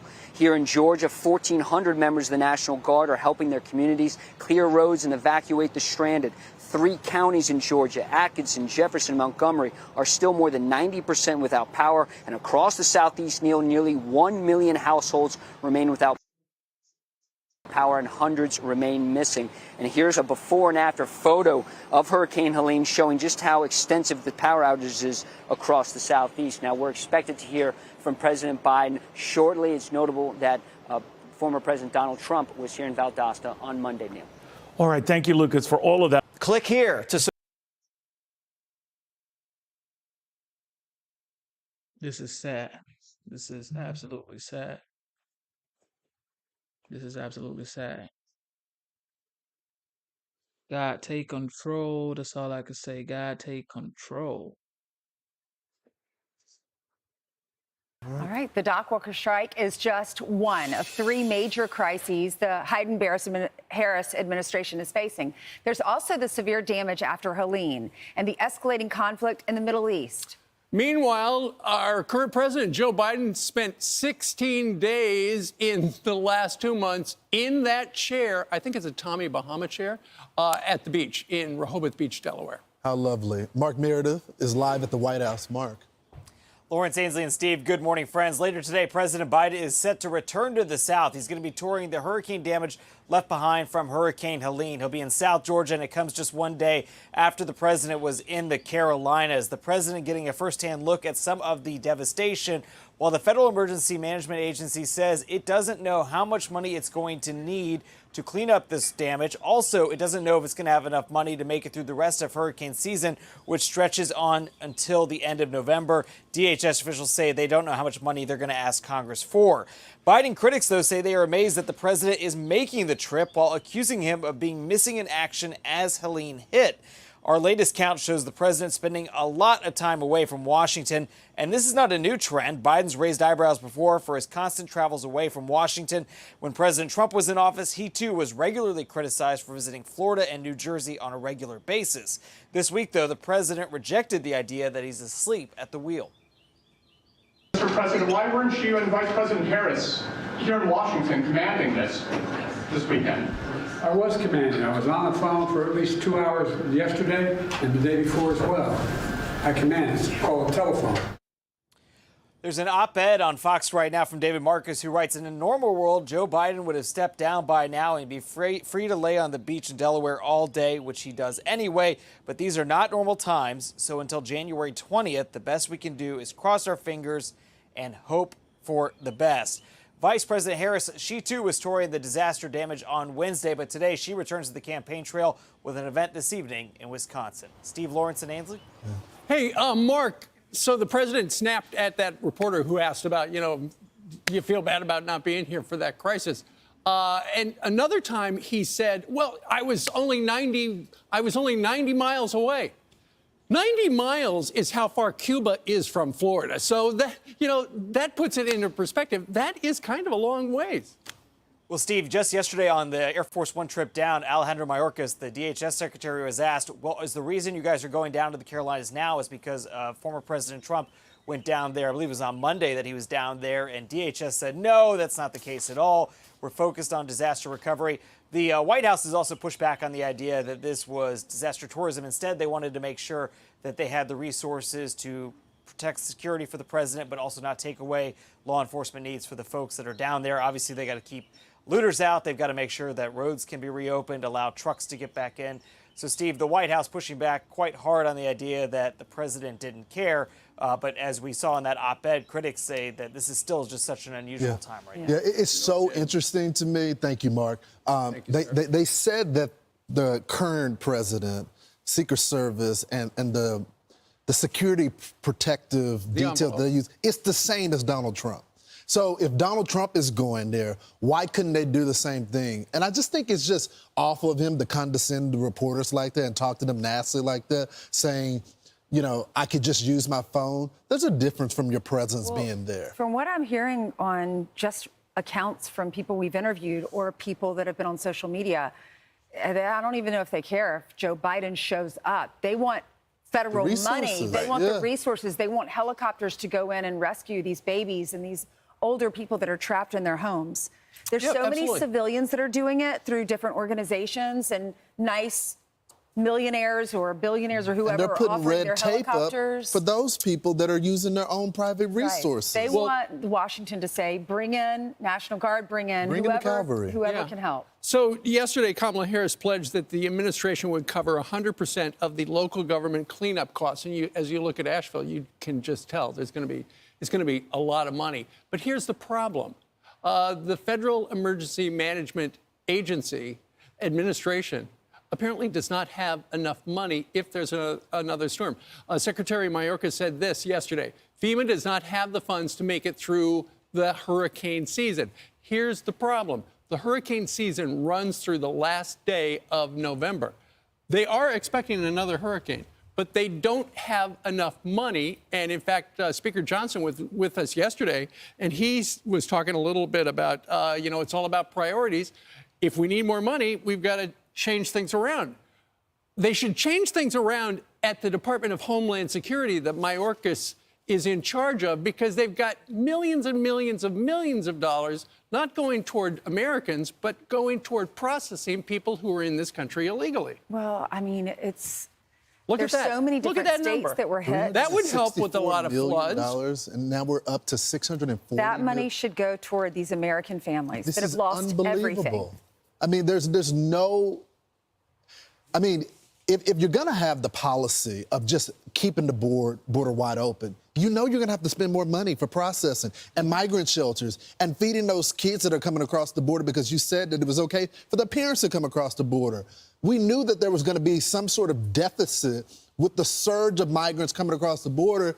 It looks like the administration didn't calculate that with the request from Congress, and now they don't have enough money for the things that we need, which is the American citizens in the middle of a crisis. It's pretty sad. You know what? The president and vice president Mayorkas should announce a pause. We're going to have a pause on all the people coming into the country illegally and processing them. And we're going to reprogram that money to take care of the people here in the United States. But a couple of reports came out yesterday, and they are very damning. One of them was from the Department of Homeland Security's Inspector General. And this should scare everybody. They said that CBP, ICE, and TSA did not fully assess the risks associated with releasing non-citizens into the United States. In particular, think about this. A couple of the agencies rely on people. Okay, who are you? And they give them a name. So that's going to be the name that they put on a document. And that's why Tim Walz the other day said, they're traveling in the country legally. They are in the country legally because the federal government gave them that piece of paper. The problem is, according to the Inspector General at the Department of Homeland Security, you can't trust that. And it is of particular interest because TSA, people who get on the airplane, they don't really know who they are. They've just got a piece of paper from the Department of Homeland Security that says, I'm this person. They don't know. And that's why it was quite a warning from the Inspector General yesterday. DHS 2025 Homeland Threat Assessment says this. Over the next year, we expect some individuals with terrorism ties and some criminal actors will continue their efforts to exploit migration flows and the complex border security environment to enter the United States. So doesn't make us feel safe. The interesting thing about this is that you have to layer that report from the Inspector General to the quote that we got from DHS, upset about Tony Gonzalez releasing the numbers about the amount of criminals, rapists, as well as murderers that were coming across, people that had criminal records coming from guns. And they said it was over a 40-year period. But as I told you guys during that period of time, it's a numbers game. The more people that you have coming across the border that are unvetted, the higher that number is going to be. And so on one hand, they want to dispute that big number and say it's over a 40-year period, but then you get an Inspector General report that says, hey, just a cautionary tale here, guys. Be aware this is what's coming across the border. You just can't have it both ways. Well, the system that is in place right now is not safe. Ultimately, is what the Inspector General is saying. We can't trust the people. They could have terror ties. And when you look at this, under Donald Trump, there were 11 encounters at the southwest border. Under Biden-Harris, it is a much larger number. And when you look at the number of people who are coming into the country illegally from our northern border, it's exploded because people figure, okay, all the guards are down south. I'm going to come in through Saskatchewan. Can we put that number back at the terrorists, though? 11 compared to 375? I mean, that just shows you a secure border. I mean, there's still going to be some people that usurp the system, but when you just leave it wide open, of course. Those are only the ones we know. Yes. I mean, it only takes one to have a terrorist attack. Yeah. 375 we know are loose in our country. I just know that. And we just had that Iranian ploy against President Trump. That's right. And it's still ongoing. I just know that in politics, and you know, both sides, you go back and forth on the issue, but there is no one that is an honest broker that believes that that Donald Trump is against a secure border. I know they keep bringing up the bill and his actions in there, but the reality of it is 4 years ago, the border was secure. And now we have these latest numbers showing us a much different tale. And I think that's why he continues to win sometimes 20 points on the issue of the border, because people know what life was like under him, whether you agree with him or not. I'm Steve Ducey. I'm Brian. One thing is for sure, when the OG, the 45th, was president, nobody even spoke about the border. The border wasn't even a conversation.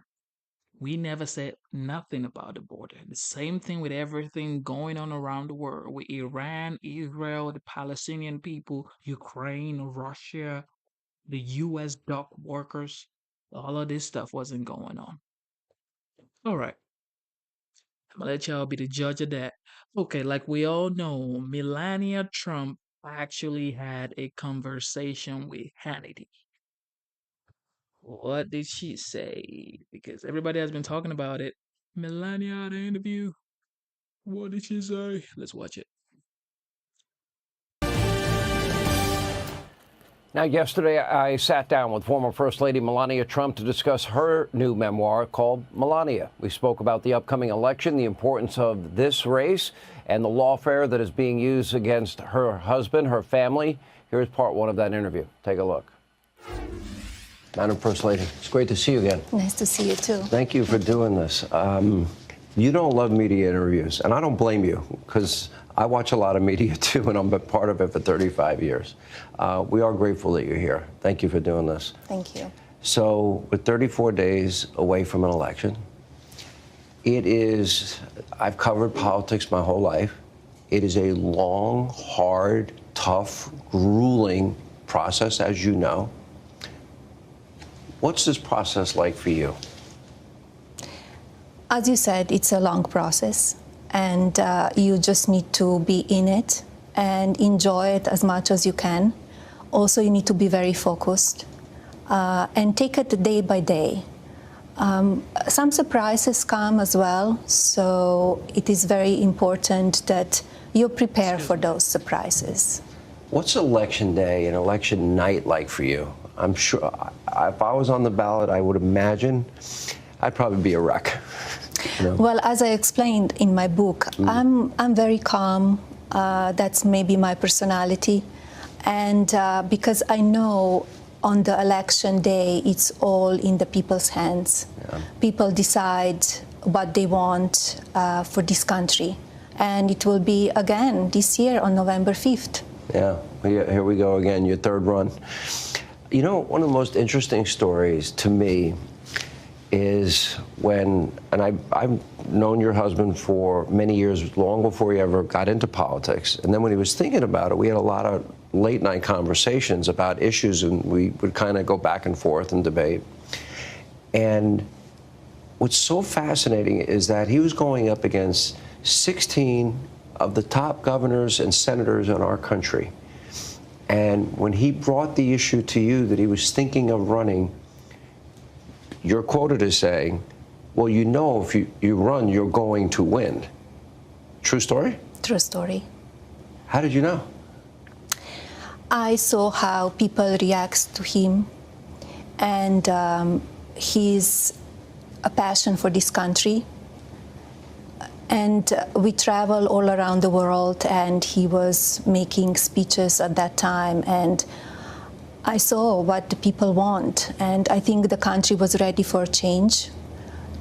They wanted to have somebody who was not in politics all the time, and I saw it. I saw in him as well that he really wants to do it at that time. He was talking for many, many years, but he really felt 2016 was the right time. What, if anything, is different this time around? I would think that the world, and especially United States, is more divided than ever before. We are dealing with much more danger, and especially we see what's going on the world and the threats that we get, and my husband, what he went through in the last few months. Yeah, I'm going to get to the issue of the assassination, and there are new threats, as you know, and we'll talk about that. Let's talk about the divided country. And you often talk about you want the country united. I like the. This is what I always say when people say, well, Trump doesn't like immigrant. He doesn't like anybody that wasn't born in the United States. That's a lie. His wife is an immigrant. This is when people try to attack me and say, well, Genesis, you are an immigrant. And I always say, keyword, legal immigrant. As long as you're legal, he doesn't care. His wife is a legal immigrant. So I don't know what y'all are talking about. Double tap your screen, subscribe to the channel. Let's get it. Country united. Some people wouldn't believe it, but I have very strong political beliefs about what the right thing to do is to get the country on the right track, putting politics aside. How do you reconcile those that want open borders and those that want secure borders? Those that want high taxes and those that want tax cuts and a free market economy? How do you reconcile those that want to defund and dismantle the police and those that believe in law and order, or those that believe in energy independence and those that don't, or those that believe in peace through strength and those that, for example, Kamala Harris doesn't think we should use the words radical Islamic terrorism? How do you reconcile such differing views in your view and be united as you want, like you talk about? I think we need to listen to each other. I think we need to we have different perspectives. We have different beliefs. We need to respect our freedom of speech, our individuality. I think it's very important that ideas are heard, that we have a very straightforward communications, and we share the idea, we debate, because I think with that we could have innovation and success in this country. I feel it's a troubling trade in this country that we are canceling people that they don't agree on certain issues. I want to talk to you about, you've been a victim of cancel culture in ways that I never knew about. And I want to get to that too in the course of this interview. Politics, though, has gotten pretty rough and tumble. And again, having done this for over 3 decades, look at what you and your family have had to go through. I covered the Russia, as the president would say, the Russia hoax, Russia, right? 3 years, it was all based on a lie, and it was debunked. I watched him go through not one but 2 impeachments. We'll get to the assassination attempts. He has been through so much, but so have you. And what stunned me is when you actually said that when they first impeached him, oh, I'm surprised it took so long. Wow, you were expecting it all. I did, because I saw how they treat him, how the media was against him. I think they are afraid of his strength. and he was leading this country with peace through strength. Yeah. So as soon he announced that he's running for the president, everything really changed. And I saw it, and I said, you know, this will not be very pleasant, but I knew what he's into it, what he will need to deal with. And as soon he announced a presidency, and then when he won, they start already talking about the impeachment. The opposition newspaper had the front page story. Impeachment is starting. So I always said to him, what is next? So it's in one way you're not surprised, and every event that it happened, I'm thinking, what is next? What they are trying to do? And you always fear the worst, and that it happened. Hey, Sean. She is cooking, rowdy. Double tap your screen, subscribe to the channel, man. I ain't gonna cap. She defended her husband. And when people say, well, where's Melania? Where's Melania? Melania doesn't even love him. Cap. Why do people always try to put couples like that, you know, against each other, bro? Why?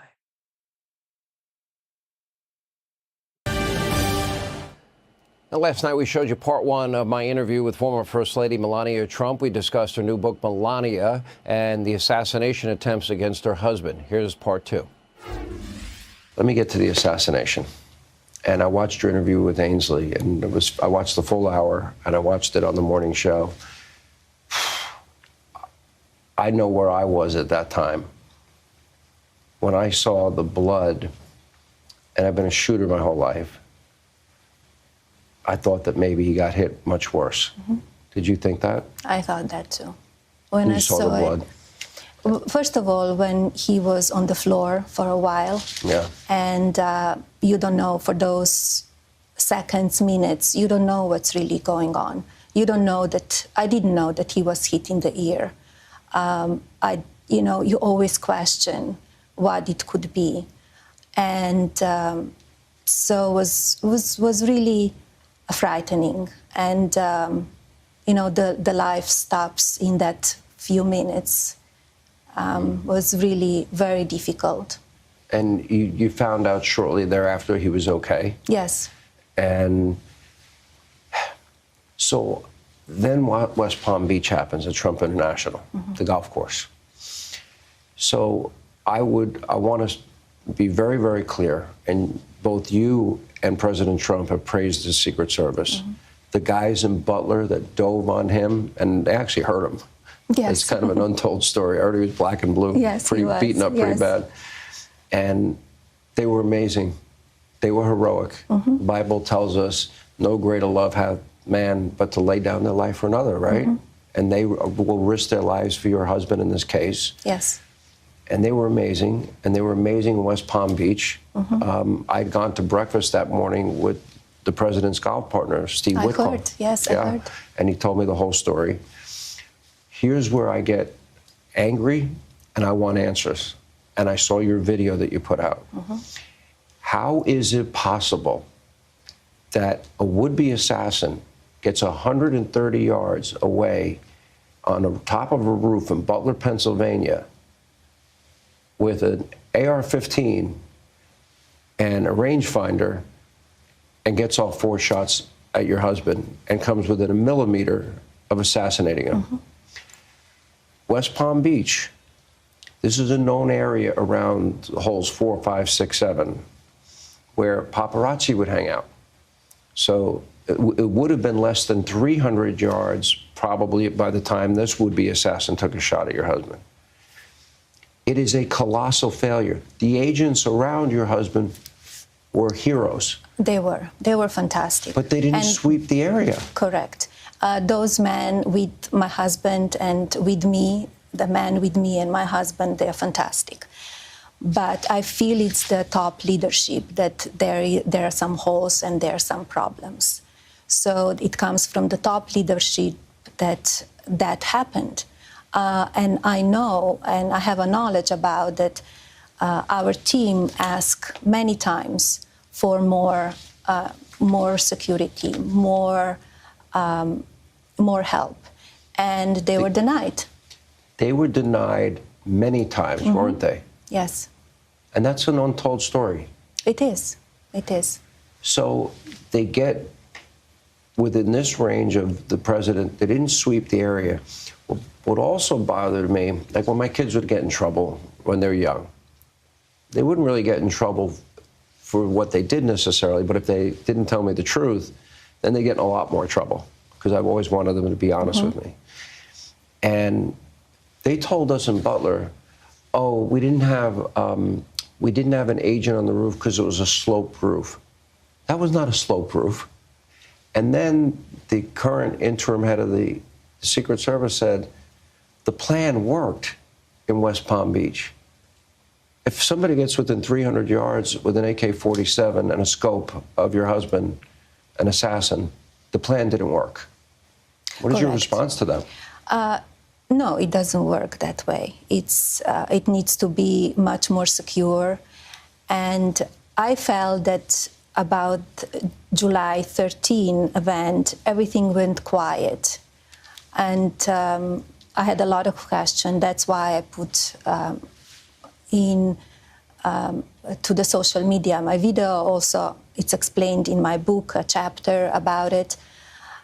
And one thing is for sure, I can say Melania is one of the coolest first lady we've ever had. She doesn't really talk too much. She's calm. She talks directly to the point. She doesn't beat around the bush. She supports her husband like a first lady should. And she doesn't really do so many interviews. And she's a legal immigrant.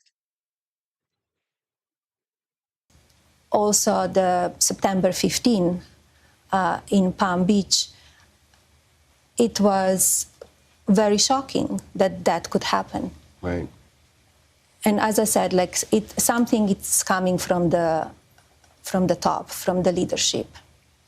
And it kind of I watched the hearing testimonies, and it kind of surprised me that one of the former Secret Service would say that he suggests that our family gets a private security plus Secret Service. And I'm thinking like, wow, this is really what he has in mind. He's like, you start questioning it. Because I know that the people who are around us, they are fantastic. But, for the top leadership, you have a question marks. And that's all on this administration, that they could give permissions what to do. Hey, Sean Hannity. Melania, Trump made a good choice. Okay, ladies and gentlemen, thank you for watching the live show. You know what time it is. We have been streaming for 3 hours and almost 30 minutes. It is what it is. Your boy Genesis has to go.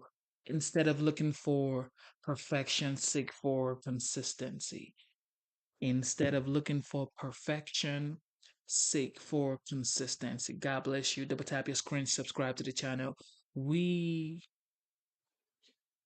made a poll. We said which economy will be better, and we have over 4,000 votes. And Kamala has 25% of those votes, and Trump has 75% of those votes. Shout out to Ellie and shout out to K Gamer, the moderators for tonight. Thank you so much for tuning in. You guys are the best. You guys are the best. You guys are the best. God bless you. Never ever give up on your dreams. Keep pushing, keep working. God is in control. No matter what you're going through, God is standing beside you in the storm, okay? Stay blessed. I'm rooting for you. God bless you. Genesis signing out.